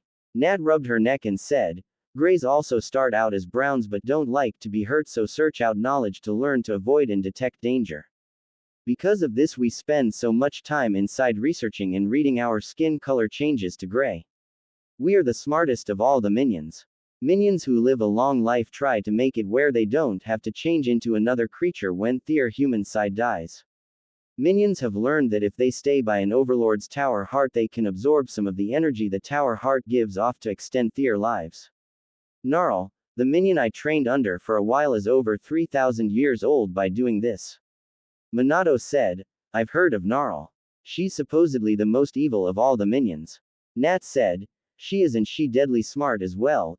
In fact, that is how I came to be in the service of Lord Naruto. Gnarl had discovered that I learned her secret of how she's been around and in power so long. She was one of the first minions born. I don't know how she got to be in the position she is, but what I learned is she serves an underlord until he starts to become too independent of her, where she secretly sets him up to be killed by a hero but making sure he has an heir. She then trains the heir to avenge the fallen overlord until they get to independent of her, and she repeats the process. When she found out I discovered this, she sent out browns to kill me, and they were chasing me when I found Lord Naruto. But like I said, browns are very stupid. When they got in the presence of Naruto power, they forgot who they were chasing and what they were supposed to be doing. Since all minions know grays are the smartest, they turned to me for orders, and so I basically recruited them into serving Lord Naruto instead of Gnarl Overlord. The reason I was smiling is I knew some of the history Minato told us from my research in Gnarl Library. Gnarl is serving a fake overlord while I serve a true overlord, and I know sooner or later my overlord will face hers and she will finally get what's coming to her. Before she cackled evilly. Minato thought, hell hath no fury like a woman scorned. When Naruto awoke again, he found himself with Nori laying beside him, and he blinked and looked at her for several moments and said, yeah, you're definitely Nori. Nori opened her eyes and said, you're awake, my lord. Naruto said, yeah, you know, you and my mother look a lot alike. Could you have been an Uzumaki? Gigi told me that Uzumaki have special chakra that made being a Jinchuriki easier. Maybe the reason you were a human sacrifice was because you were an Uzumaki. Nori looked down and said, Naruto, what do you think about me? Naruto looked confused a few moments and said, I like you, Nori. You're very precious to me and I would do anything to protect you. Why? Nori bit her lip and said, I have a confession to make of sorts, and I'm afraid that you may hate me when it is over. Naruto frowned and said, I'm not sure how many more confessions I can handle, Nori, but I'm here for you. Nori said, well, I lied when I said I had no memories of my past. I just was scared of what you would think of me when you learned the truth. Naruto asked, what truth? Nori moved her hair to the side showing her pointy ears and said, "Remember when you asked me about my ears when we were, you know. I told you I didn't know why they were pointy, the real reason is because I'm actually an elf. Not a human." Naruto eyes widened and said, "Wow, so that's how you know how to speak elf. Hey, how come you can't use that spell thing you mentioned to teach me to speak elf? If it wasn't for Nat I would still need you to translate everything so I could speak with Tinbert and the dwarfs." Nori blushed and said, "I told you I had met Kushina before.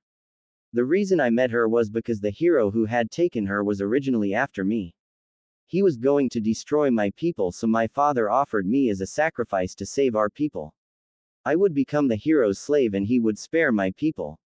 I felt betrayed by my father and my people who sacrificed me, so I ran. I ran and the hero chased me. While running I ran into Kushina. I couldn't believe how much we looked alike. The hero thought she was me and took her while I ran. I later met your father and he at first thought I was your mother also, but then I told him that I wasn't her but told him about the hero who I thought was your mother. I later learned about the hero's death at Minato Hand when some of my people found me. They wanted to bring me back like nothing had happened. Like they didn't use me to save themselves. I hated them for it. I turned my back on them and vowed to myself I would never use my magic again since it was them who taught me magic." Nori, who still had her head down, said, I had discovered Minato and Kushina some time back and I began to follow them because I felt I owed a debt to them since I can only imagine what happened to your mother when she was in that hero's hands. I didn't get too close because I wasn't for sure how they would react. I was afraid they would kill me, but then I heard your mom talking about a son. She seemed confused and scared and I was hidden close by when they performed the ritual that turned you into an overlord, though I didn't know what was going on and didn't understand it. I had thought that you were Kushina's son and that the warlock was going to kill you for power or something, and I felt that I could repay Kushina by saving her son's life. I took you and ran with you as fast and as far as possible. I vowed to myself to protect you with my life to pay back Kushina for saving mine. I soon couldn't run anymore and decided to rest, and I began to play with your hair to pass the time, and that was when you woke up. Since I didn't know anything about you besides the fact I could feel you were an overlord because the feel of your power, I acted like I didn't know anything." Nori looked up with a blush on her face and said, "When you defended me against the threat Tinbert had made, you have no idea how happy and good that made me feel. You had done something my family wouldn't do, and in that moment I fell in love with you, sire." As she looked down and said, "If you hate me now I understand and I'm willing to accept any punishment you deem fit, including my death." Naruto sat there for several minutes seeing Nori looking down, and he slowly reached his hand over, putting it under her chin, and raised her head up, and when their eyes met he said, "I don't hate you, in fact I think I might actually love you also." Nori blushed and Naruto leaned forward and captured her lips with his. 2 hours later, Naruto and Nori, who now had her hair pulled back in a single ponytail showing the world her ears, entered the room where the others were. Tinbert gasped and started to cuss in the dwarf language when he saw Nori's ears and caused Nori to smirk at him as Nat blinked before pulling out a scroll from somewhere and began writing down some of the curses Tinbert was saying. Kushina smiled and gave Nori a nod, causing Nori to blush. Ignoring Tinbert's reaction, Naruto said, "What exactly is going to happen now?" "I mean," Minato said. "Naruto, can I speak with you privately a moment?" Naruto looked at Minato while everyone else looked confused, and Naruto said, "Follow me." As he turned and Nori started to follow, and Naruto shook his head. After returning to Naruto's room, Naruto turned and punched Minato in the stomach, knocking the air out of him. Minato coughed a moment and said, "I deserved that." Naruto said, "You think?" in a sarcastic tone. Minato sighed and said, "I know you are angry at me, and if you want to kill me then do it, but promise me that you will look after your mother for me."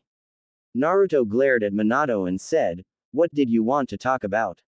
Minato said, "I want to know, do you trust Hiruzen and the elders?" Naruto frowned and asked, "Why do you want to know?" Minato said, "Your mother been using a jutsu we created to talk to me in our minds while we are touching each other. She's told me some about your life, and for what it's worth I'm sorry, but I didn't have a choice. Kyuubi tried to kill you with its claw, and both your mother and me jumped in front of it to shield you from being killed. Because of that we both were going to die and Kyuubi would have killed you just to make sure you couldn't be used by someone else to seal him. The only way we could save you was to seal the Kyuubi in you. I didn't speak with Hiruzen and tell him to have you be seen as a hero. I mostly stayed quiet listening to your mother give you her final words and burning the image of both you and your mother into my mind since I thought I would never get to see you again. Naruto bit his lip and said, "You still didn't answer my question. Why do you want to know if I trust them?" Minato said, "Naruto, Hiruzen never once told me about him being related to me or that I had any family. I look back at my life now and wonder how much of it was created to mold me into the perfect puppet for him and his plans. From hearing your mother speak about your life I fear that he's doing the same thing to you. I think he sees how you are treated here and now that your mother and I have showed up he sees there is a chance you could choose to stay here. When I think about Hiruzen I see a Hokage first and a man second. I believe he will do whatever is best for Konoha instead of his family or friends. Even if you hate me Naruto I do love you and the only thing I want for you and your mother is for you both to be happy and safe. If my death will give you both those then please enter your mindscape and destroy my tower heart." Naruto closed his eyes and said, "No. I don't trust him and I've never trusted the other two. I see now just how much he is manipulating me because he made me fear that you would kill me so when I heard you were here looking for me I ran to him. I can't help but wonder if my graduating the way I did was all a setup. Does Iruka actually see me as me or is he following orders? Are Tsuki and Ayame being paid to treat me the way they do? I hate it." Minato said, "I know. I can't help but feel the same way son." Naruto frowned and said, "But what can I do?" Minato put his hand on Naruto's shoulder and said, "Ask yourself this. What is most important to you? What are you willing to do to protect what is important? Are you willing to let yourself be a puppet or will you take your life in your own hands?" Naruto bit his lip and Minato said, "If you will have me I would be honored to stand by your side and give you advice if you want it but I will never force you to do anything you want to do. You can even ignore my advice. I've spent over 50 years trying to get back to you and your mother. I will do whatever it takes to stay with you both if you will have me." Naruto smiled slightly and said, Are you proud of me?" Minato said, "I'm very proud of the young man I see you have become as well as what you have done, both your failures and your triumphs." Naruto let a tear fall and said, "All my life I wanted to know what it was like to hear those words from my father, to be held by my mother. You can't imagine how nice it is to have both those things after all these years." Minato said, "I can imagine because I longed for them all my life since I was an orphan." Naruto wiped the tears from his eyes and said, I want to protect Nori and Nat and Tinbird and all the others, even the stupid Browns." Minato said, "But what about Konoha?" Naruto bit his lip and said, I don't know. I wish I could find out the truth about if those I care for there actually care for me or if they are being paid or ordered to." Minato said, "Then why don't you?" Naruto blinked and looked at Minato who said, "Right now Hiruzen and the elders can control you and manipulate you because they know about you being an overlord and everything that has happened here. I can make it where they don't know about all this so they can't manipulate you with us." Naruto asked, "How?" Minato said, "I can place a seal on all three that will make them forget everything that has happened in the last 3 days. At their age they will think it is memory loss due to old age. This will allow you to find out who really cares for you in Konoha and give yourself time to get stronger here without being controlled by them." Naruto said, "But how do I know you're not doing the same thing they are?" Minato said, "Because you have the final word on everything as well as all the power. I can advise you and fight for you but I won't risk losing my family by doing that. All these years all I could think about was you and your mother. You were my hope and guiding light. I would rather die than lose you because you both are precious to me." Naruto who had been watching Minato smiled and said, "Alright. I want to be mad at you and it will take some time for me to completely trust you but I am willing to give you a chance. When we return to the others, knock them out and seal them. I'll then have my cage Bun Shin take them back to Konoha. Then Tinbird, Nori, Nat Mom, you, and me are all going to sit and discuss what should be the next course of action." Minato said, "Thank you son. Naruto smiled and Minato pulled Naruto into a headlock and began to rub his knuckles into Naruto's scalp, causing Naruto to scream in pain a moment before he was released. And when Naruto glared at Minato, a smile formed on both their faces and both began to laugh as they exited the room. The sound of laughter was the first thing the others heard when Minato and Naruto returned to the room. Minato walked by Hiruzen and patted him on the shoulder as he passed before placing his hands on the back of both elders. The next moment all three dropped to the ground, passed out, causing everyone to go wide-eyed. Naruto quickly began to explain what happened between Naruto and Minato and why the three were knocked out while Three Cage Bunshin took them back to Konoha. After they were gone, Naruto said, "Now that they are gone, we are going to discuss what our plans for the future are." Minato said, "Naruto, there is much you don't know about this world. I am sure the others here can back me up on this. Even if we all see you as the leader and respect you, we all know you are young and inexperienced when it comes to things here. Right?" As he looked at the others in the room who nod. Naruto said, "Well, sorry for being only 14. Tinbird said, "I still can't believe how powerful you are despite your age, sire." Naruto said, "Thanks. I think." Minato said, "Right now you have a target on your back because of your age, power, and experience. You're not currently powerful enough to deal with all that is coming. Look at this." As he pulled out a crystal from his pocket and set it in the center of the table, and the crystal started to glow before the table looked to be replaced with a map. Minato said, "This is a quest crystal. It records a map that details everywhere you have been with the crystal. Adding several quest crystals together will expand a map and turn it into a map room of the world. All these areas are areas that I have been with this crystal. I've secretly placed seals on other people's crystal when I've met them, linking them with mine to update mine and help expand my map also." Naruto looked at the map and saw many different color areas and said, "What is with all the colors?" Minato said, "Those are areas owned by either another overlord, hero, or different races that are not currently allied with anyone. This blue area right here is currently your area, Naruto. Including you, there are 5 overlords, over 60 heroes, and over 200 free races that I am aware of. There may be even more that I am not aware of. So far you have only been detected by the Grey Dwarfs of Tinbird tribe here. The other overlords and heroes are definitely your enemy. They fight each other trying to gain more power for themselves because they wish to become strong enough to get to the human world, because once there they will be able to gain power quickly and possibly become powerful enough to take over both worlds. Luckily, because there are so many of them, they keep cutting each other's power apart, but if one get their hands on your power, it's over." Naruto frowned and said, "Why?" Minato said, "You are an actual descendant of the first overlord as well as a descendant of the king of the sixth kingdom. If one of them kill you, then just based on fear alone they will gain power enough to reach the human world. Not to mention if they actually get their hands on your tower heart and drain it of its power. You are currently able to go between worlds and bring others with you because of the power passed down from your ancestors. If one of them get that power, they won't have to worry about gaining more power. They will be able to leave this world instantly." Naruto said, "Then we have to make sure that doesn't happen." Minato said, "It's not that easy. You are an overlord now. You have a tower heart. Your tower heart can't leave this world. If your tower heart is destroyed, then you dead for good. You can't die unless it is destroyed. The tower heart will bring you back to it if you're about to die and began to heal you with the power stored in it. This will weaken your overall power that you will have to build back, but it's better than being dead.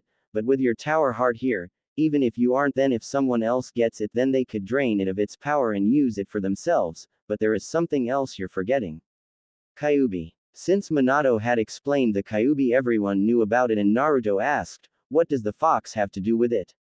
Minato said, "Tinbird told us about why he joined you. We all know that you tapped into Kyuubi power that day.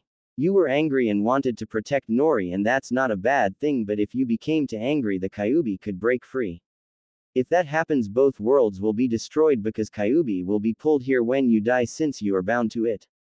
Either Kyuubi will then start absorbing as much energy here from those he kills as he can, or someone will kill it and take its power for themselves. The only thing we can do is take the fox out of the equation." Minato looked at Naruto, who asked, "What do you mean?" Minato said, "Naruto, This world is spirit-based. The life force we lose in the human world reforms here into minions, and once minions die, if they aren't linked to a minion hive, then they will become something else here in this world based on the amount of life force they were able to gain for themselves when they were minions. Everything in this world is based on life force. What makes overlords different and why they don't die is their life force is simply absorbed into their tower hearts, which is linked back into them so they don't lose it. Every time someone kills another person here, the life force either escapes and reforms again as another creature or is absorbed by the creature who killed it, so that the creature who killed it becomes more powerful so they can become stronger and live longer. Do you understand what I'm saying? We have to remove the fox from the equation so it can't take over you if you get angry. You have to drain the Kyuubi of its life force and claim it as your own. Everyone's eyes widen and Naruto said, "But why me?" Minato said, "Because if the Kyuubi is removed from you and taken by anyone else, then you will die. The only safe way to get rid of the fox completely is for you to do it." Nat said, "He's right, sire. The world is a barbaric place where the powerful rule and the weak suffer and die. You are an overlord and you vowed that you would protect all those who serve you. By destroying this Kyuubi, you will become more powerful and be more able to protect those who serve you. In this world there are only two types of people. Your allies or your enemies. If they are not with you, then they are against you." Naruto closed his eyes and said, I see. Minato said, "I'm not telling you to become a cold-blooded killer. I'm telling you though that you need to focus on what's most important to you and then ask yourself how far are you willing to do to protect it." Naruto took a deep breath and said, "Mom, ally or enemy?" Kushina said, "I will stay by your side until either I die or you do, son. I'm not leaving you again." Naruto let out a breath and looked at Minato and who said, "My family is the most important thing to me. I'll stand by you no matter what." Naruto moved his eyes to Tinbird who said, "Me and my people are yours, sire." Moving his eyes to Nori who said, "My place is beside you always." Moving to Nat she said, "I am yours to command, sire." Naruto took a deep breath and said, "So basically it is versus the world." Kushina said, "I'm afraid so, son." Naruto bit his lip and said, "I guess then we should do this, but how do we do it?" Minato looked at Nat who said, "Sire needs a gauntlet made for him with a gem stored in the palm of it. The gauntlet needs to be able to withstand combat as well as be adjustable so that it can grow as his hands grow, because the gauntlet will be linked to the tower heart, and if someone were able to get their hands on it would be able to gain access to his majesty power, so the gauntlet must be worn by him pretty much all the time so someone doesn't sneak in and steal it. After he has his gauntlet, then he has to place it against the tower heart and send his energy through the gauntlet into the tower heart. This will calibrate the tower heart and the gem together. Sire, once you have your gauntlet, it might be a good idea to build a minion hive so that you can start spawning minions for yourself instead of the few we have here." Naruto said, "I thought you said something about a spawning pool before for the Browns." Nat said, "Well, about that, your majesty, you see," as she explained her past as well as about minions in general like she had the others when Naruto was passed out. After she was done, Naruto sighed and said, "I don't like being lied to, Nat. Next time you purposely lie to me and I find out, I will punish you." Nat looked intrigued and said, "Really? How, sire?" Naruto thought a moment before he smirked and said, "I'll make you cook and clean as a servant for the Browns for an entire week." Everyone's eyes widened and Nat said, "Sire, you're evil. I like it." Naruto sighed and said, "The more I learn about this place, the more I think I'm going to go crazy." Minato said, "We're all crazy, son. Woman drive us that way." Every woman in the room glared at him and Naruto said, "Ladies, enjoy punishing him. Tinbird, can you have one of the smiths begin making me a gauntlet like Nat specified?" Tinbird said, "Of course, sire, though I will need you to come for a fitting to make sure that when it's first made it will meet specifications." Naruto said, "Then let's do that. Watching my father get kicked in the nuts loses its enjoyment after the first couple of kicks." Tinbird said, "Right this way, sire." As he led Naruto away, both ignoring Minato moans of pain behind them. Naruto stood before Tinbird who said, "Right, sire, the first thing we need to do is fit your hand with a leather glove." Snapping his hand together twice, several dwarfs brought out several different color pieces of leather. Tinbird said, These are some of the strongest leathers we have, sire. Each has been enchanted by elf magic. Naruto blinked and said, I'm surprised to hear that considering how you reacted to Nori earlier. Tinbird frowned and said, elves are tricky creatures, sire. They have been known to enchant people with one hand and rob them blind with the other. Unfortunately, they are also the best magic users most can do business with. They are willing to sell their magic to enchant items for a price. My people have done business with a few, but we are always cautious when we deal with them. I must be slipping in my old age not to have realized Nori was an elf when we first met. Naruto said, it probably wouldn't have mattered anyways. Now what are these leathers and what enchantments do they have?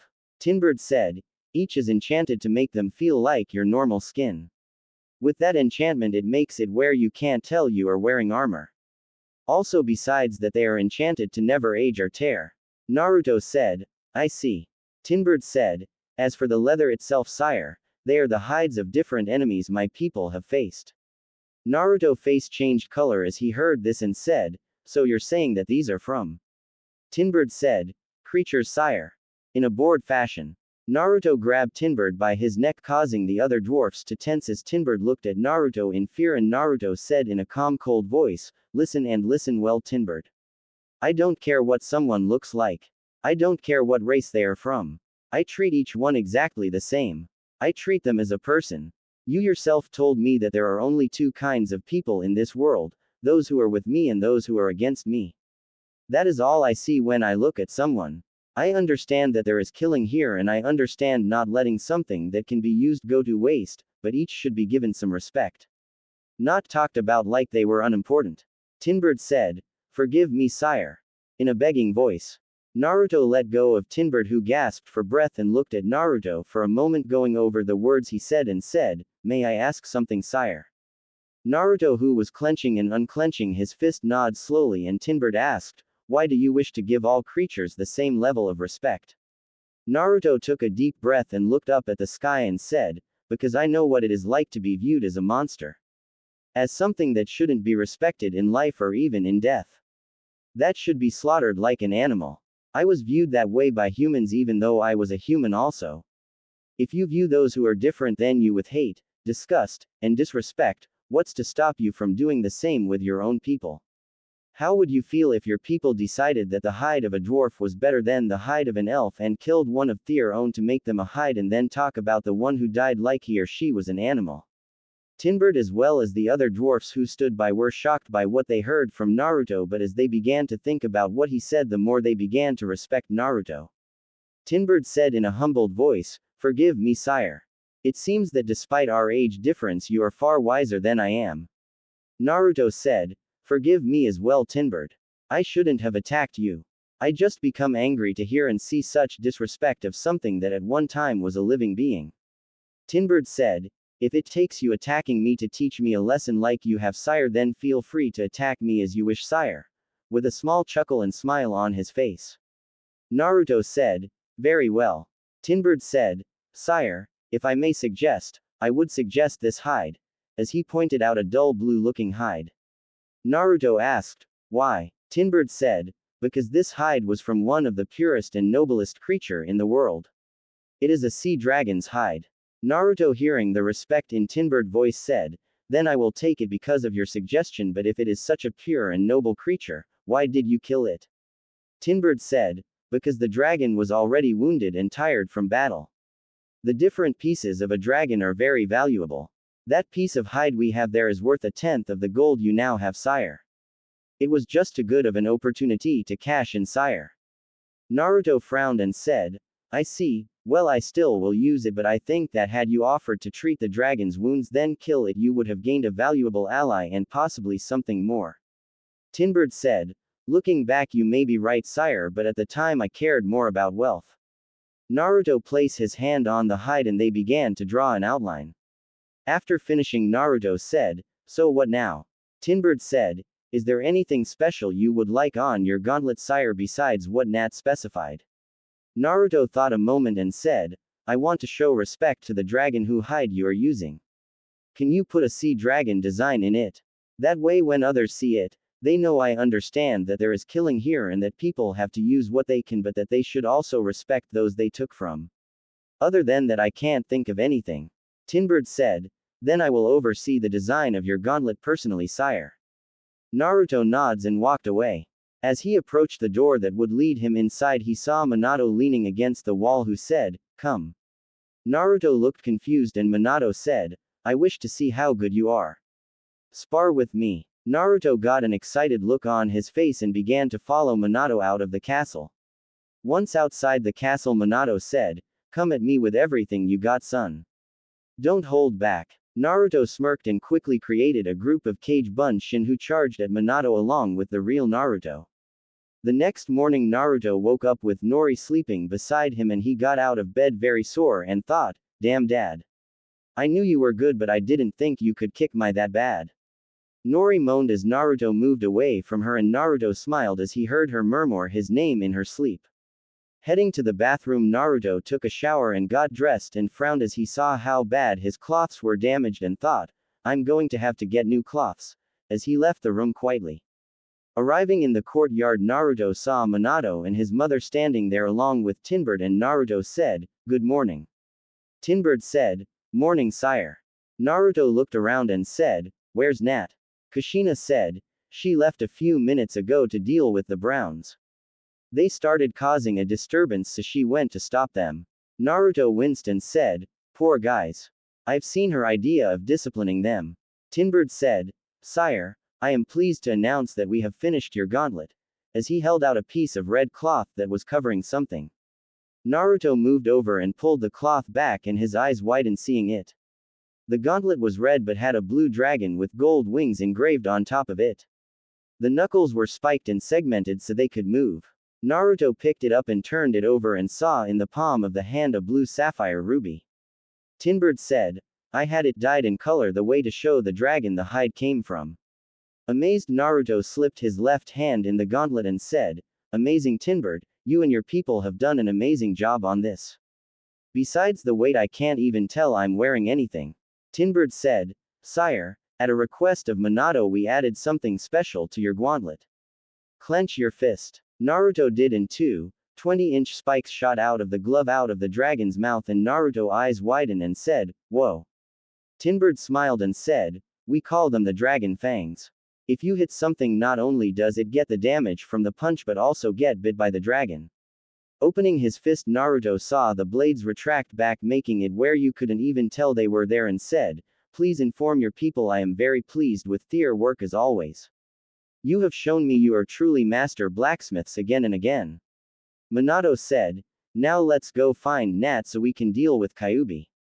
When Minato, Kushina, Tinbird, and Naruto found Nat, she was dusting her hands together while standing on a pile of browns, and Tinbird said, you are a strange gray Nat. Most grays aren't physically strong enough to beat browns.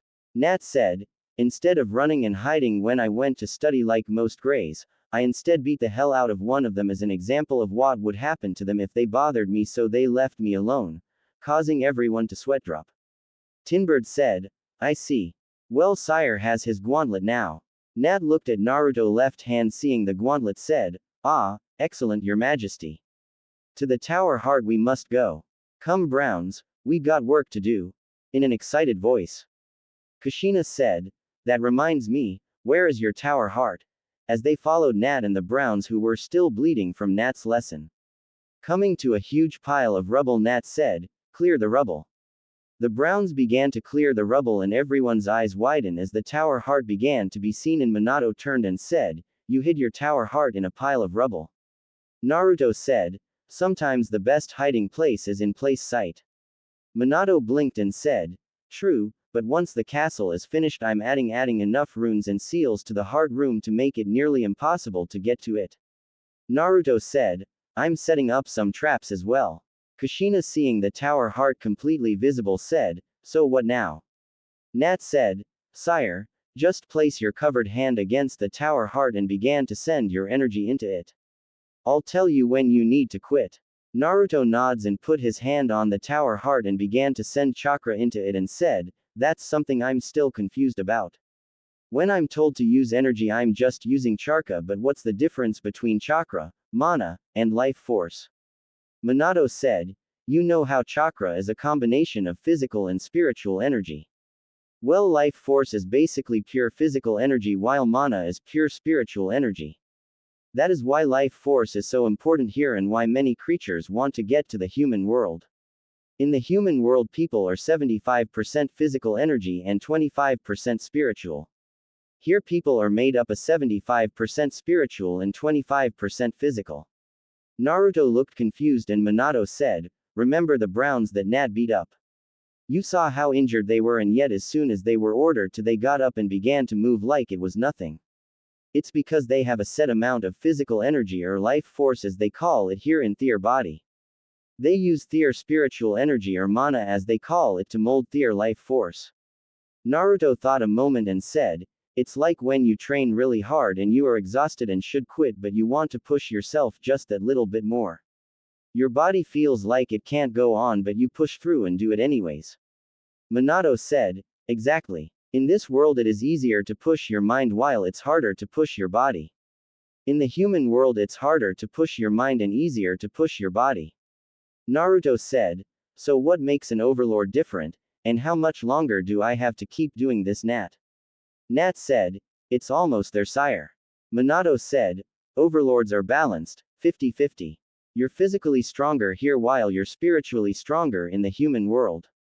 Naruto said, I think I got it, but it's still confusing. The tower heart was pulsing as was Naruto gauntlet, and Nat said, that's enough, sire. They have linked together, sire. Naruto said, good, as he lowered his arm and said, what now?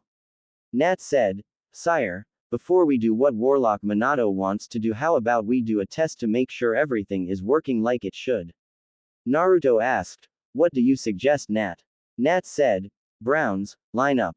Naruto watched as the 4 Browns lined up and Nat said, sire, if you would place your gauntlet above each of their heads for a moment and think the word absorb, you should be able to drain some brown life force from them. Naruto eyes widened and said, but that will hurt them. Nat said, you don't have to take much. Just a small piece is all you have to take. Naruto said, I don't want to hurt them, Nat. Nat said, but if you do it, sire, then we can create a minion hive which will allow the Browns to get stronger and also make it where you will be able to recruit more minions. Naruto blinked and asked, what do you mean? Nat said, with all the humans living in the human world, why aren't there more minions running around, sire? Naruto said, I don't know. Why aren't there? Nat said, if you will trust me, sire, I can show you, because explaining it will just confuse you. Naruto frowned and said, fine, but I don't like it, Nat. As he walked over and placed his gauntlet and thought, absorb. Everyone saw as brown energy began to float out of the minion body and Naruto quickly moved his hand away. The minion began to jump and ran away, and Naruto looked at Nat, who said, he will be alright in a few minutes, sire. He's just confused, please do the others. Naruto frowned but quickly did the other 3, who each acted the same way the first Brown did. Naruto looked at Nat with a frown and said, now what? Nat pointed to the tower heart and Naruto looked and his eyes widened and said, there's brown stuff floating inside it now. Nat said, nearly everyone here either has brown, green, red, or blue life force, sire. It all depends on what they were when they died as a minion. A few have neutral, which is white because they somehow got it from something that was neutral. You have now absorbed a small amount of brown life force. If you already had a minion hive, then you could create a new minion, but since we don't have one yet, we need to make one. Ah, that will do. Sire, you see that boulder right there? As she pointed at a boulder that went to Naruto's knee. Naruto nodded and Nat said, place your hand on it and think brown life force and start sending energy into it. The gauntlet will sort the brown you have in your tower heart from your regular life force and send it into the stone, and like when you first created your tower heart or your tower beacons, it will change into a minion hive. Naruto did as Nat suggested, and when the stone began to glow, it changed into what looked like a brownish looking plant that was 3 foot wide, like a pod that began to release a small amount of brown mist. Nat said, excellent, sire. Now you can either use your own life force to create a brown minion or use brown life force to create one. Naruto said, I can create a minion with my own life force, in a surprised tone. Nat said, of course, sire. That is what you've been doing all this time. It's just when you chose to create a brown minion hive with brown energy, you made it where only brown energy or neutral energy could be used. You can't use red life force to create a brown after all. Naruto said, can I create a minion of any color with my life force? Nat said, providing you calibrate the minion hive to your tower heart and have a minion hive for the color you are wanting to create. Many overlords have been known to drain their own minions of their life force to recharge their own life force. Naruto said, I won't kill my people. Nat saw the brown come over and said, watch this, sire, you might change your mind after you see this. Naruto watched as the browns began to send their brown life force into the minion hive, making it glow with even more brown energy, and then the wounds the minions had began to heal. Nat said, a minion hive can only hold so many minions at a time, sire. The one you have right now should only hold about 5 browns. The 4 browns here have now linked themselves to this hive like your gauntlet is linked to your heart. When they die, if their human half is still alive, they will be pulled back to this hive and be respawned the first chance the hive creates enough brown life force for them to live, or you give it the life force it needs to respawn them. Naruto said, so as long as their human half lives, these guys can't die for real thanks to this. Nat said, basically yes. Naruto walked over to the minion hive and began to send chakra into it. The hive began to glow a moment before it stopped, and Nat said, excellent, sire, you have now linked this hive to your heart. You can order the hive to respawn a minion from anywhere. Naruto said, but that doesn't explain why there aren't more minions running around. Nat said, because sire, a hive can only hold so many minion. Like a baby can't be born without a mother, a minion can't be born without a hive. The life force of a minion will float around as nothing but energy until it finds a hive. Once it does, then a hive will spawn a minion until it reaches its max. Minions are territorial of their hive, sire. If a hive spawns a new minion, then the minions who are linked to the hive will fight the newly spawned minion, and if they don't prove themselves, then the minions will throw them away and most likely move the hive to a new location unless they serve an overlord. Now that you have linked this hive to you, the minions know you're the boss and they will put it where you tell them to. Naruto asked, what happens to the minion that gets kicked out? Nat said, either they get stronger and live until they gather enough life force to make their own hive, find a hive they prove they are strong enough to join, evolve into another kind of minion, have their life force taken by another creature, or eventually get killed after their human half dies and reborn as something else.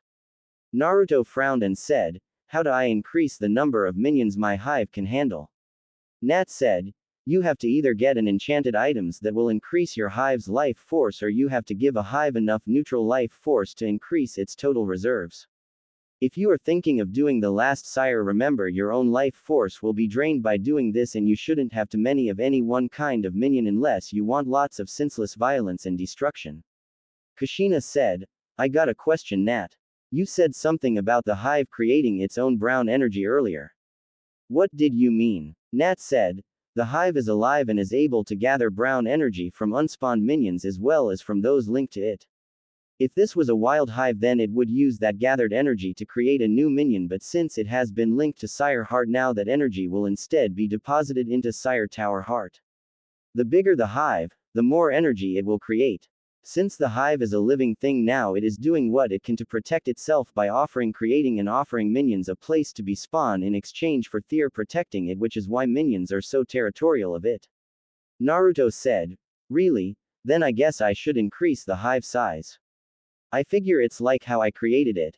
As he placed his hand on the hive and began to send chakra into it again. The hive began to glow and get larger, and Naruto began to sweat and stopped and said, damn, that took a lot out of me. Minato said, of course it did.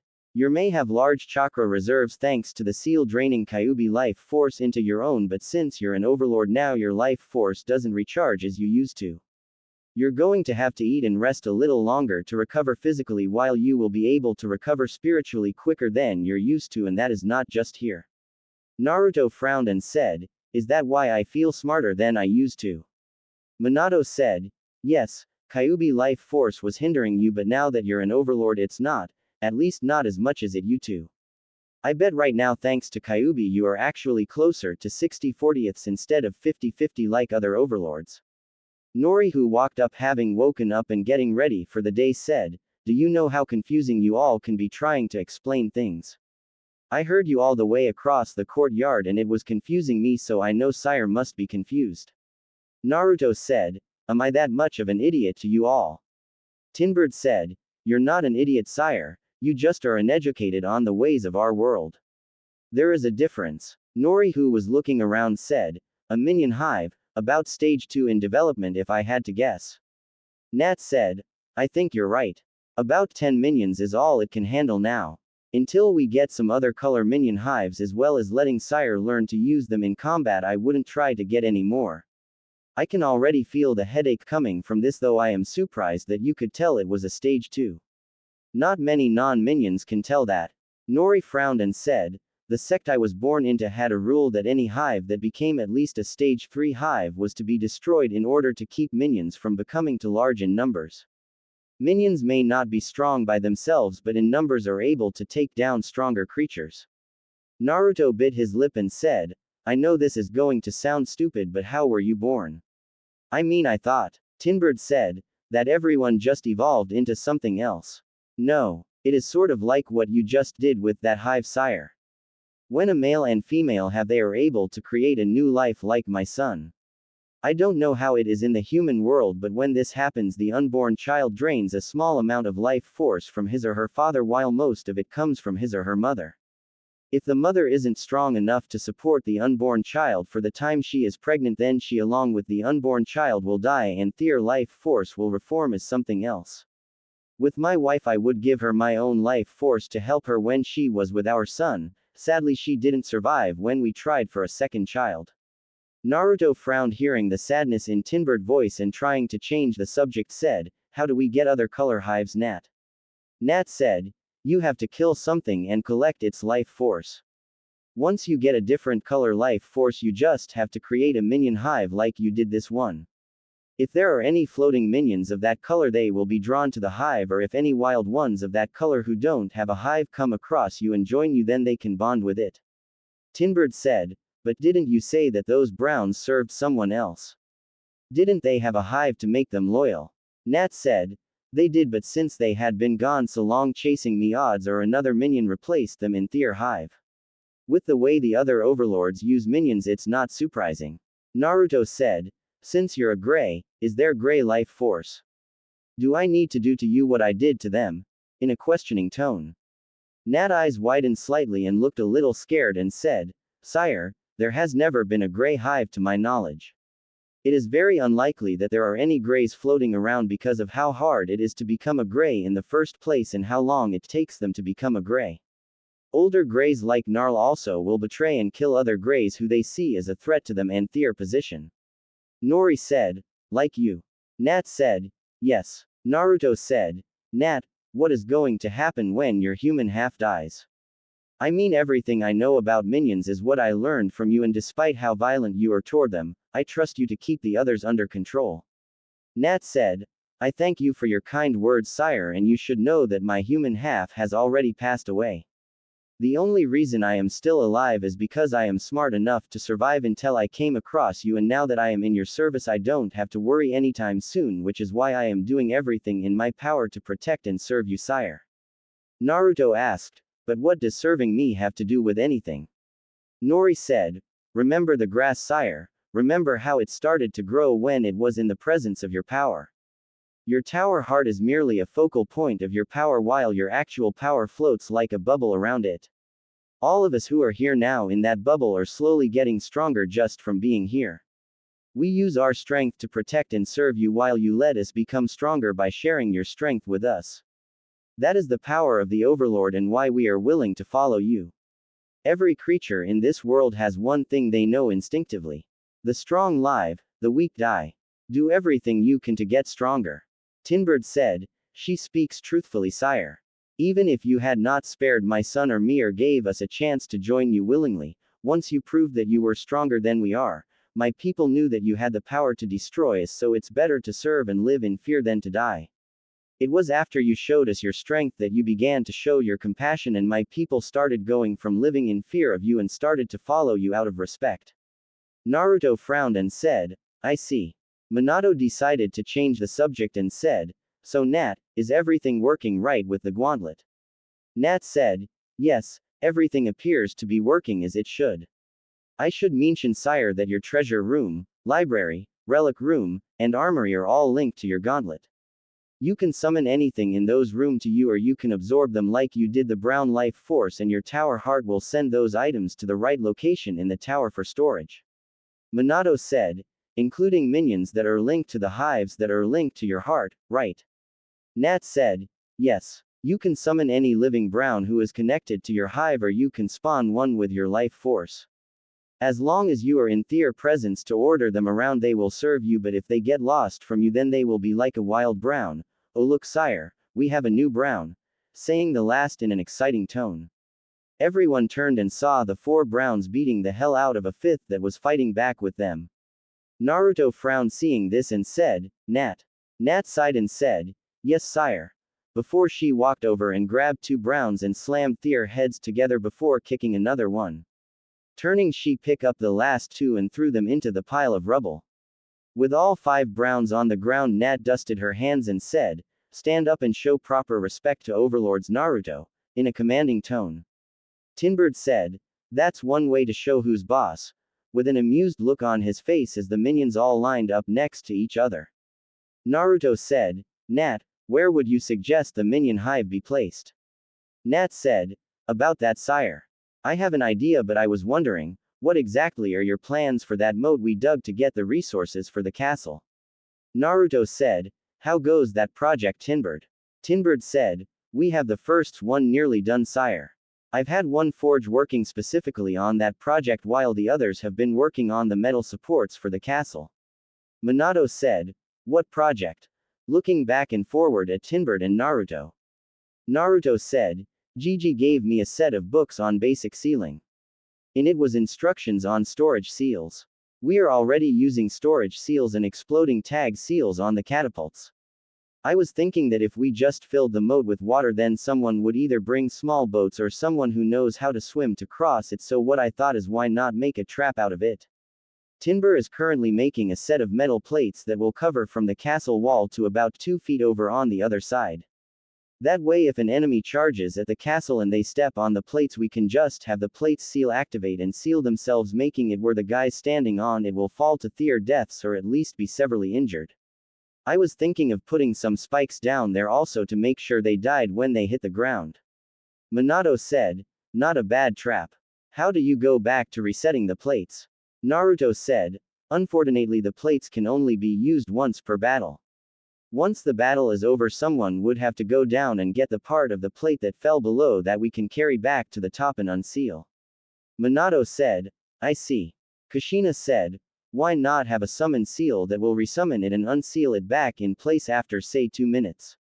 That way it can be used over and over again without having to manually reset it. Naruto said, I don't know how to do a seal like that. Kushina looked at Minato and said, son, I'm an Uzumaki, a clan who practically created sealing, and your father is a sealmaster himself as well as his knowledge of runes. Something like that wouldn't be hard. Hell, we could make it where you have a false bottom halfway down, so if anything lands on it they will be instantly summoned somewhere else.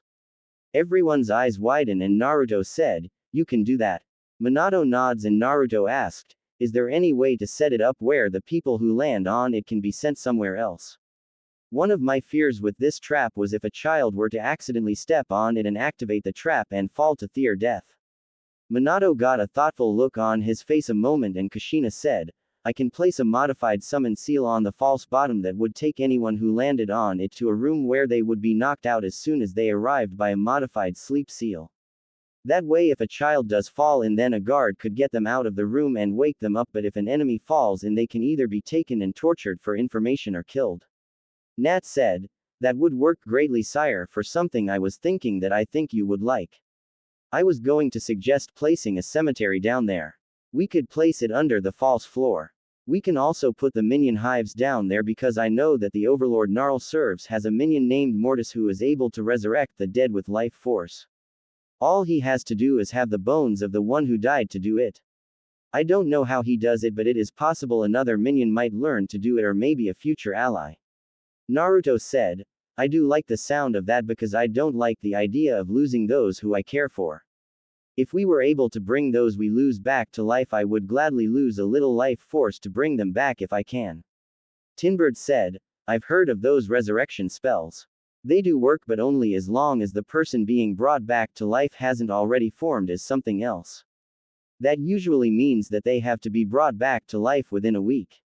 After that, the remains won't do any good besides being used for an ingredient in something else, like your gauntlet, sire. Carefully wording how he said it as to show proper respect, not to anger Naruto again. Naruto, seeing and hearing this, smiles a thankful smile at Tinbird. Nat said, also I was thinking it could be a place we can send those children who aren't strong enough to fight to stay out of the way should the castle be attacked, sire. I've heard you talk with the dwarfs about their fears for the weaker members of their people. Minato said, that is a very good point. Kushina said, maybe set up a location down there for healers so the wounded could be taken there to be healed and be able to return if the battle lasts that long. Only problem is we don't have a healer. Nori frowned and looked down hearing this. Naruto said, how long would it take to do what you and mom suggested, dad? Minato eyes widen hearing the name Naruto called him and said, a few days depending on how much they got done. Nat said, sire, I just thought of something. Why not just get rid of the fake bottom and have it where anyone touches the plates instantly gets summoned to the cell? Naruto said, intimidation, Nat. If the enemy see their comrades fall to what they think is their death, they will then stop attacking that way and divert to another way. Instead of charging the castle, they would fall back and work on long-range attacks and possibly try to build something to make it where they can cross the plates without triggering it. That will give us time to prepare for them as well as plan a counter-attack. Kushina said, I can't believe how good you are at this, son. Naruto rubbed his head sheepishly and said, Gigi gave me a couple of books that Nat used a spell on to shove their knowledge into me. Most of these ideas and strategies were from them. Nat said, if those few books were able to help you this much, sire, you should work on trying to gather more of them when you return to the human world. Minato said, Kushina said, what is it, Minato? Minato said, Naruto is able to bring Hiruzen and the elders here, could he bring someone from here there? Nat said, of course. Heroes have been able to do it when they have gotten strong enough to go to the other world. It would just take sire a little life force to do so. Why? Naruto thought a second and looked at Minato before biting his lip and looked in thought some more and said, there's something not right here. Everyone blinked and looked at Naruto, and Kushina said, what do you mean, son? Naruto said, if heroes can go to the other world and take people with them, then why with so many heroes in the world are they not in the human world more, and why aren't the overlords? With as power hungry as the other overlords seem to be to me, wouldn't they do everything they could to get there? Why stay here fighting when they could go to the human world, gain as much power as they can and return before their missing is noticed? I mean the drain to pull the elders and Gigi here and back wasn't that much, as he looked at Minato. Minato got an uneasy look on his face and said, remember the 75/25 thing I mentioned? Humans are 75% life force and 25% mana. In order for someone from here to go there, you would have to use your life force to replace the missing amount of life force we have. For me, since I'm basically an overlord myself, it would be maybe just a little bit more than the elders. For everyone else it would be double what it is for me most likely if I had to guess. The heroes and overlords must realize if they were to bring themselves and others with them, then they would have to waste a lot of life force to get there. Naruto thought and said, that's possible. It probably also is a question about how much life force a person actually needs, because I doubt the amount of life force it takes to bring a Brown would be equal to what it takes to bring Nori. Nat said, there is also the fact, sire, that with you using your life force to take any one of us there, they will get stronger by absorbing that life force. Minato said, that's right. They probably fear having their power taken. Naruto frowned and looked at Minato and said, well, I was thinking, Dad, if I gave you some of my life force, can you go back to Konoha? I figure with your skills you should be able to. The next moment Naruto was sent skidding back from a punch from Minato, shocking everyone. Tinbird grabbed his axe off his back and said, "What is the meaning of this warlock?"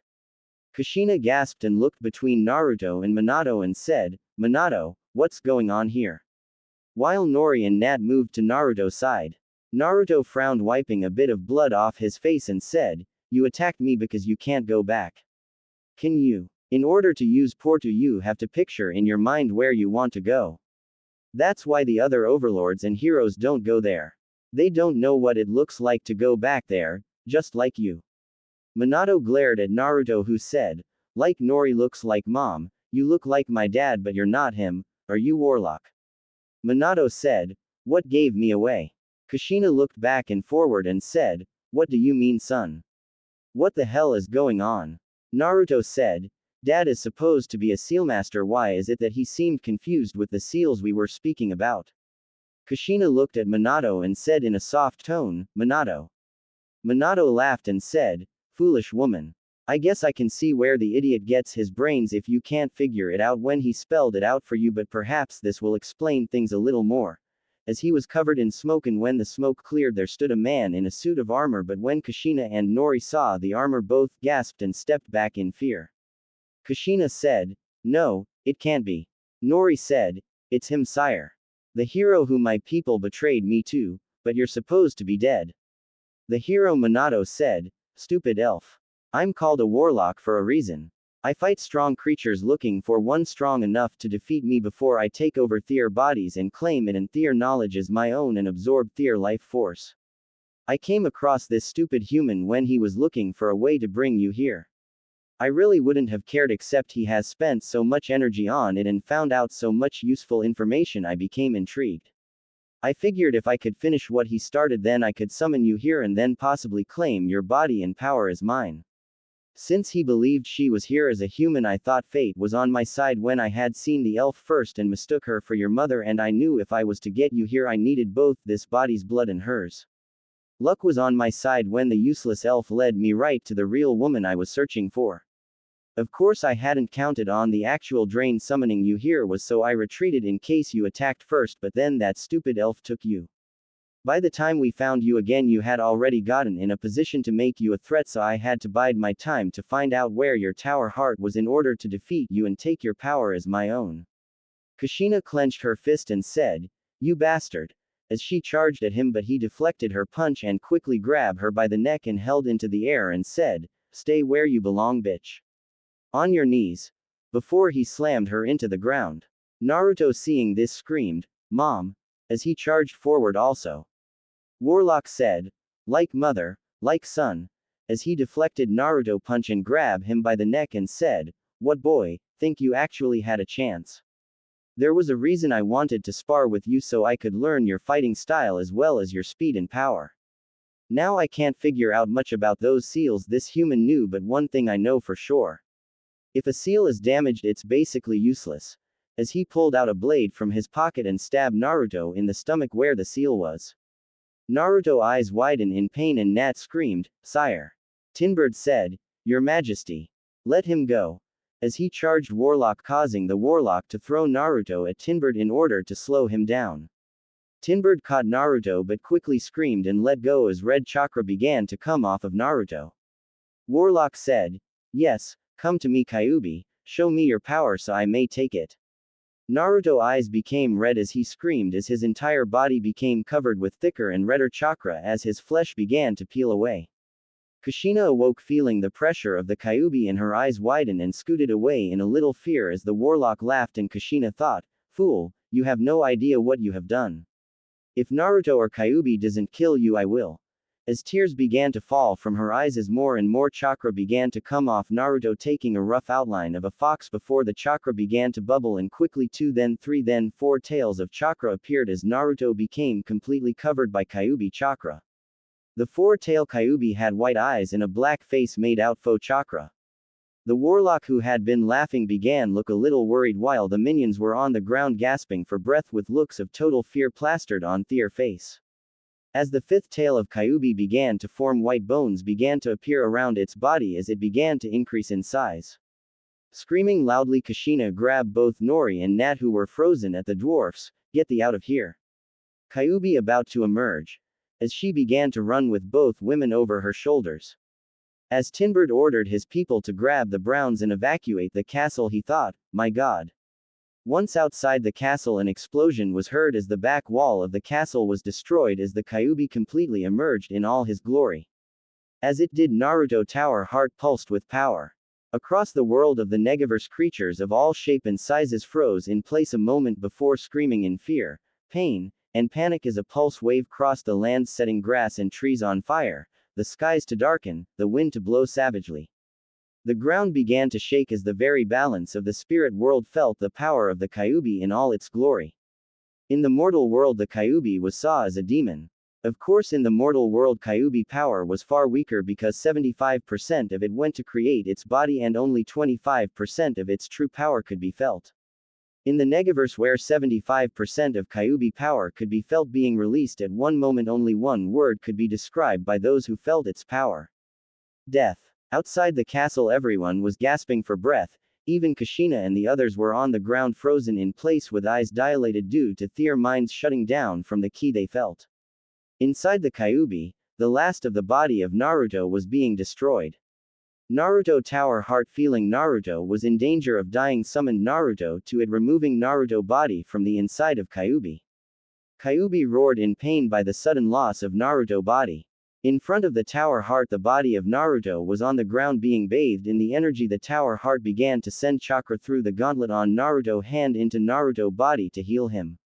As Naruto body was being covered in chakra from the Tower heart, the Kyuubi looked down, sensing the chakra from Naruto, and the Tower heart glared and said, foolish ninja. You plan to steal my power from me and kill me? I don't think so. I'll devour you and your Tower heart so that you will die a slow and painful death inside of me as I take back my power plus yours and use it to destroy all you hope to create and protect. As he opened his mouth and swallowed the Tower heart before reaching down and grabbing Naruto by his left leg and jerked upwards, causing Naruto to scream in pain as he was jerked into the air as Kyuubi let go of him once he jerked him into the air. Watching as Naruto began to fall, Kyuubi opened its gaint mouth and moved his head to allow Naruto to plow right into his mouth and down his throat in one move. Inside of Kyuubi, all Naruto could feel was pain as his body burned from the acids in Kyuubi's stomach, as well as his injuries from being stabbed and Kyuubi chakra.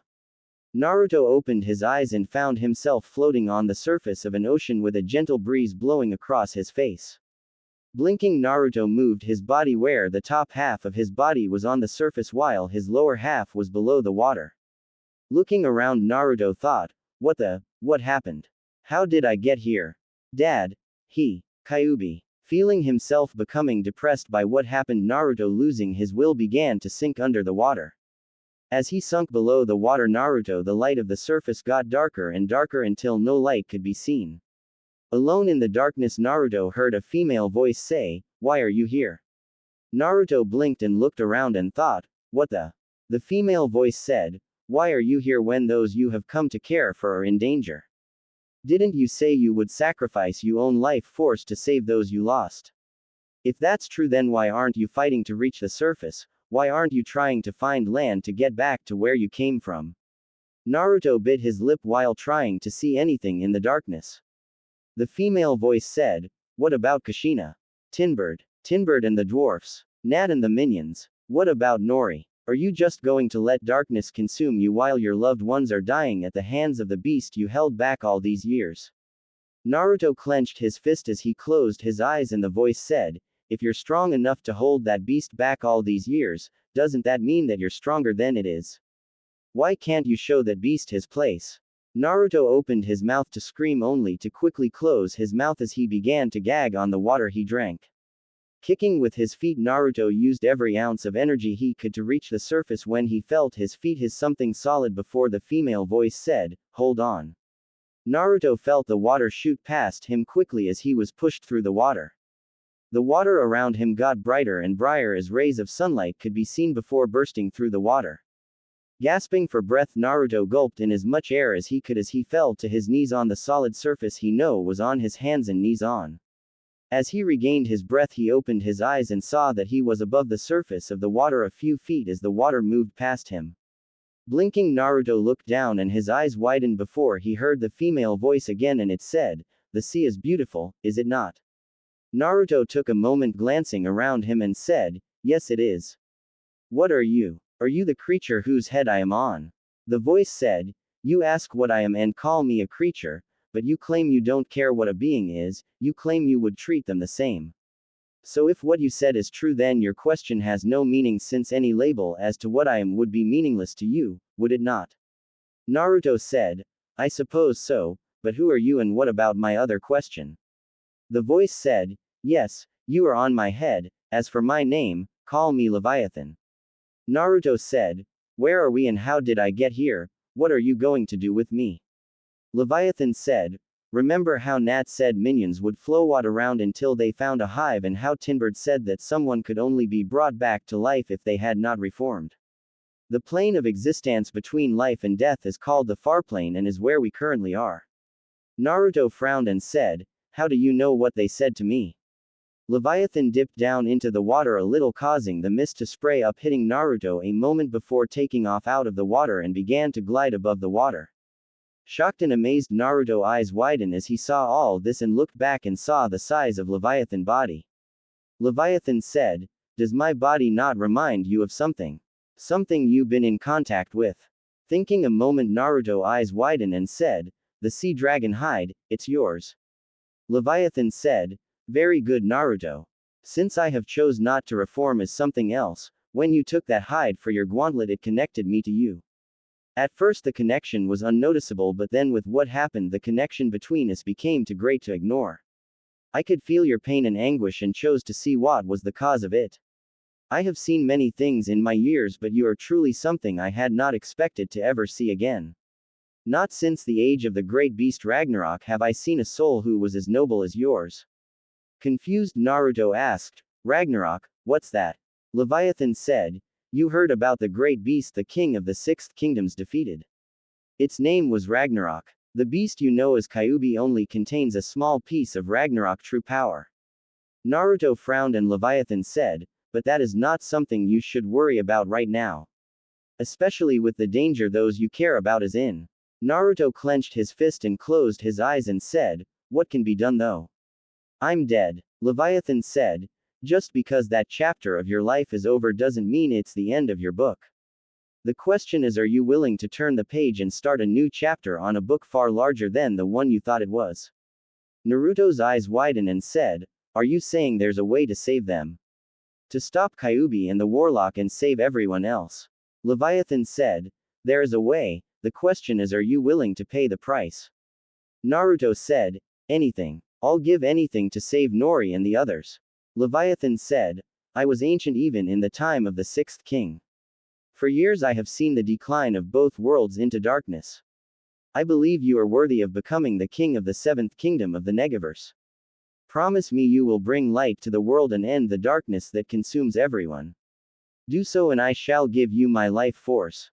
With it you shall be reborn as something more powerful than either of us divided. Do you accept?" Naruto said, "Yes." Leviathan said, "So be it.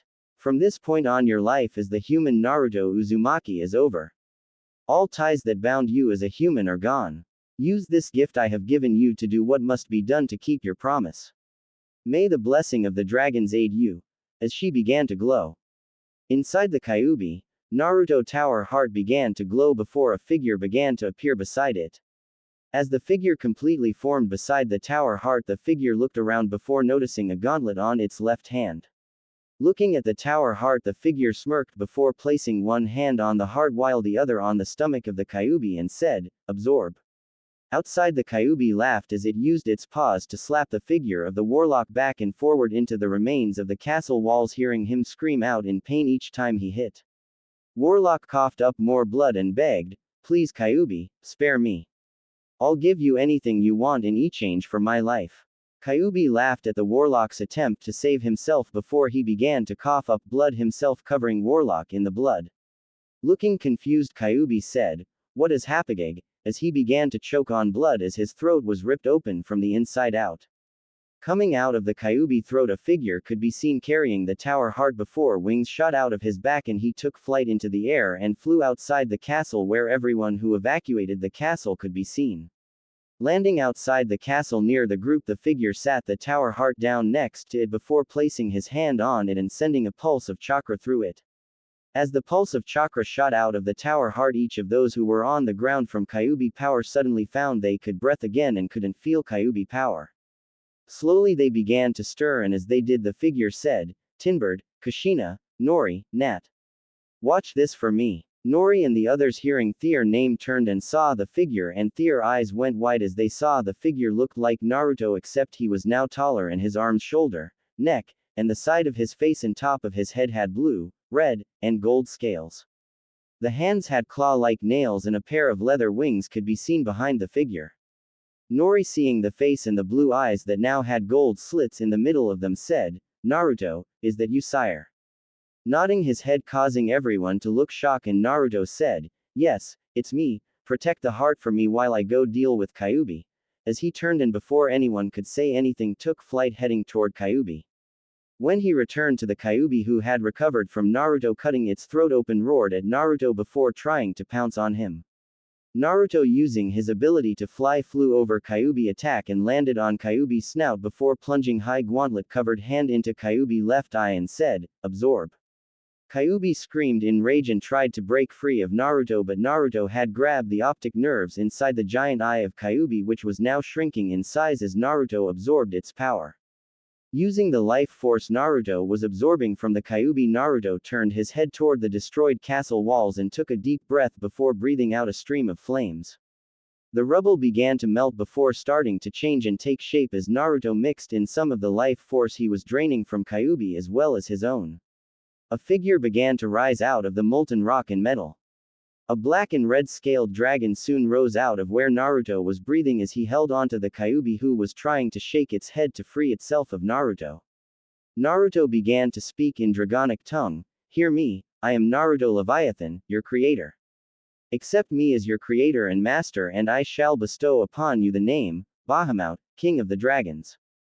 Do you accept?" Bahamut roared before speaking, "So be it, Naruto Leviathan. I, Bahamut, King of the Dragons, swear to serve you."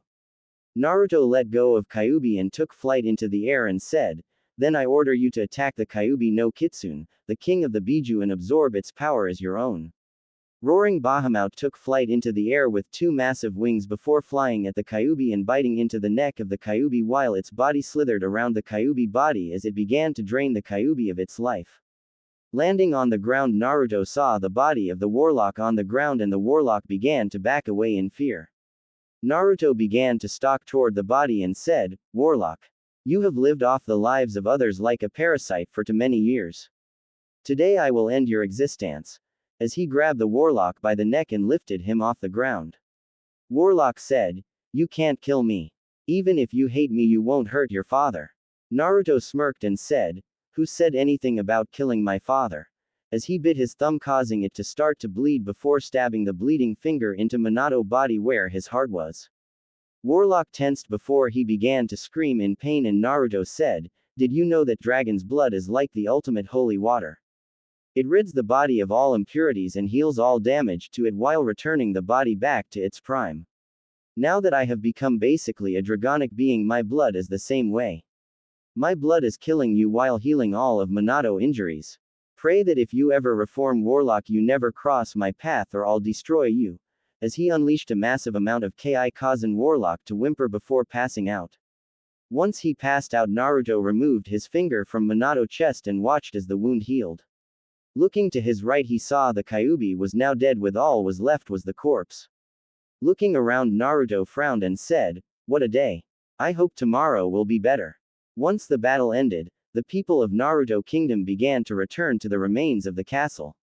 Looking around, Naruto frowned and said, "All that hard work and time, gone." Sighing, Naruto turned to the group that stood behind him and said, "'Tis a dark time in our kingdom, but the virus known as the Warlock is dead. I used my blood to purify Minato of it as well as heal him, so you can for the first time truly be united with your husband Kushina."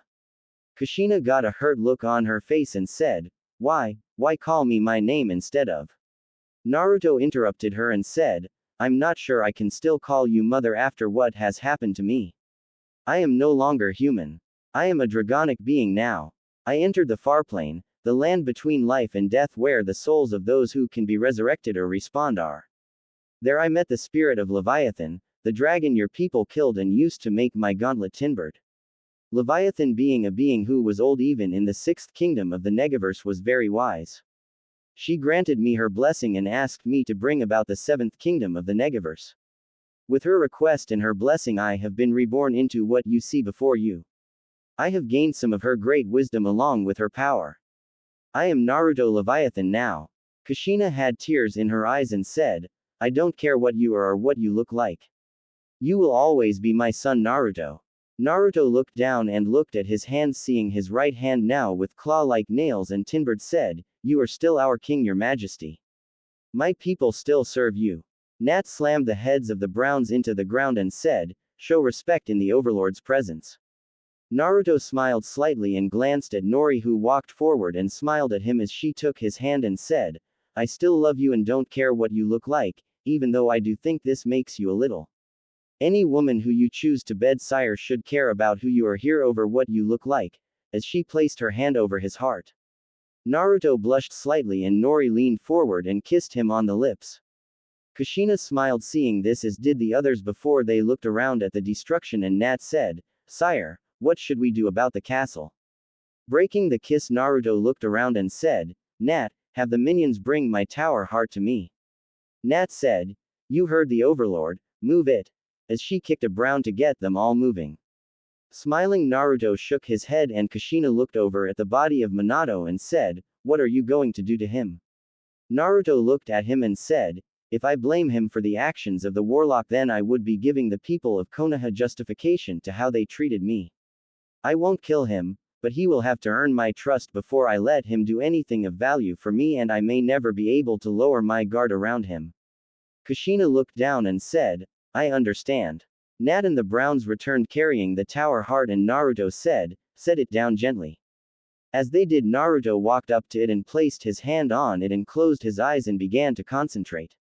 Everyone seemed confused at first until the walls rubble of the castle began to glow. Everyone's eyes widened and Nat said, Sire, you. Naruto, who still kept his eyes closed, said, Yes, Nat. I am infusing the walls of my castle with my power. If the walls are attacked, the tower heart will be able to warn me as well as start repairing the wall unless I order it not to. This will protect my castle and my people even more. As the walls reformed, Naruto began to pant and said, That's all I can do. As he fell to one knee. Nori quickly moved to his side as she helped him get up, and Naruto's eyes widened as he felt Nori give him some of her life force. Naruto started to open his mouth when Nori said, That's all I can do for now. Just rest, sire. Naruto said, Naruto, as my lover and friend, I do not want you to call me sire anymore. Call me Naruto. That goes for you as well, Tinbert and Nat. A person standing alone is easily defeated, but a man who stands with his allies is not only harder to defeat but may come out victorious. You both shall be my advisors on this world, while Kushina and Minato, as the most knowledgeable about the human world, shall advise me on it.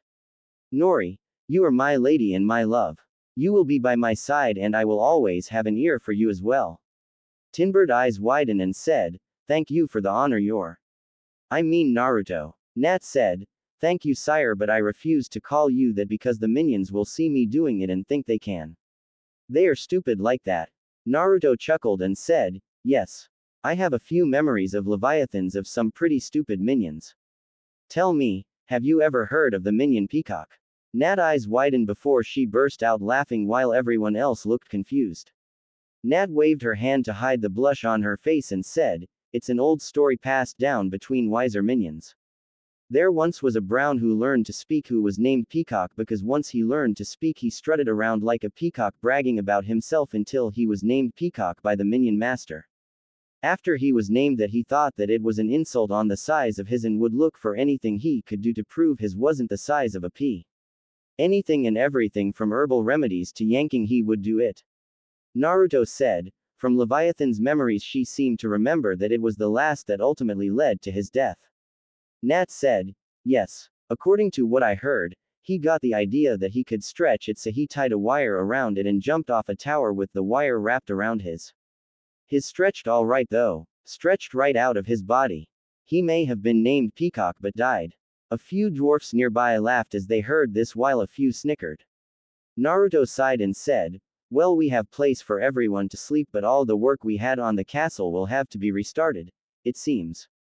A roar was heard in the air and everyone turned to Bahamut, who was flying in the air before he took a deep breath and began to breathe fire into the ground outside the castle, scaring everyone.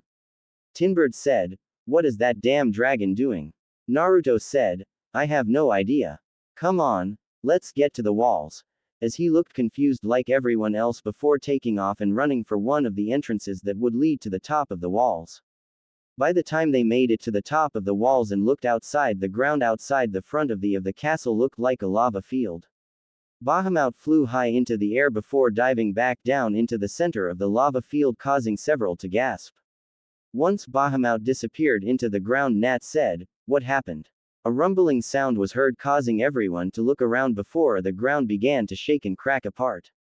A fissure of steam began to spit out of the ground before the ground of the valley itself began to split, with more steam coming out of it. Lava began to shoot out of different points around the valley as the walls of the castle shook, and Naruto grunted in pain as he felt his life force being drained trying to keep the walls together. Screams of fear were heard as many stood in shock, awe, and fear of the cataclysm that rocked the valley. The ground in the center of the castle began to sink into the ground, and a couple of dwarfs saw this and screamed, drawing the attention of others as they looked at the now deep hole in the center of the castle. Over the next 15 minutes, the ground continued to shake and be destroyed around the valley as everyone either crouched down in fear or held onto what they could to support themselves. Finally, the ground stopped shaking and everyone looked around nervous or thankful.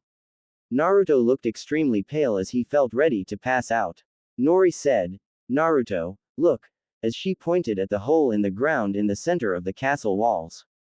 Everyone looked to see what Nori was pointing at, and at first all of them were confused before Naruto's eyes widened and said, "What the hell?"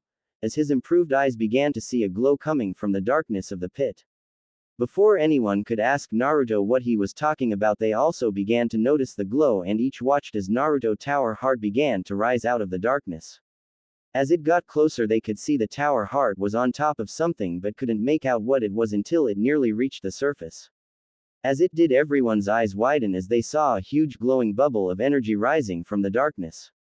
Once the bubble with the tower heart on top of it was floating in the air above the castle walls, lava began to shoot out of the hole until it reached the castle walls, causing Naruto to grunt some more as he felt the walls being damaged by the lava.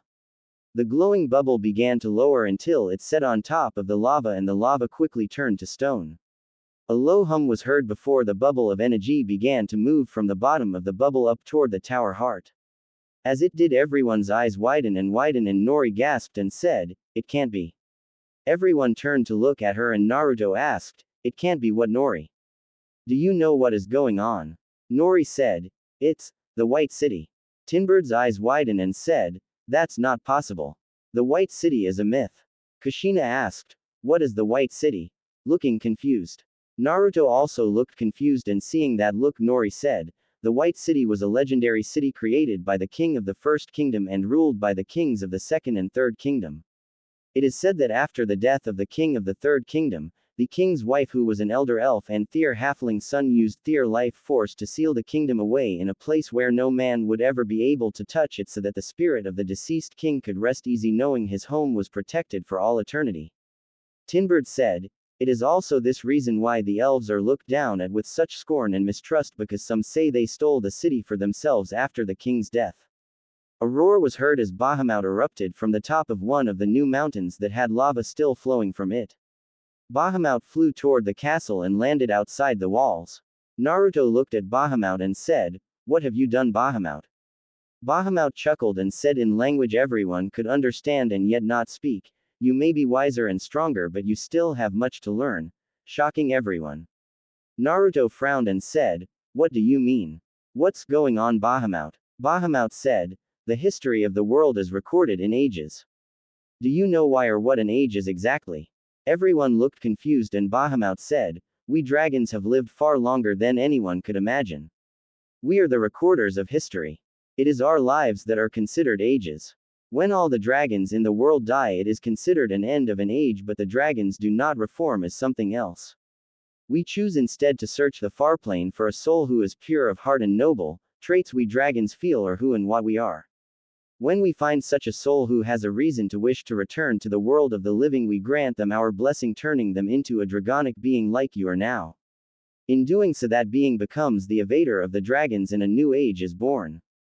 Feel honored because you are only the seventh to be granted our blessing, with your great ancestor being the previous evader.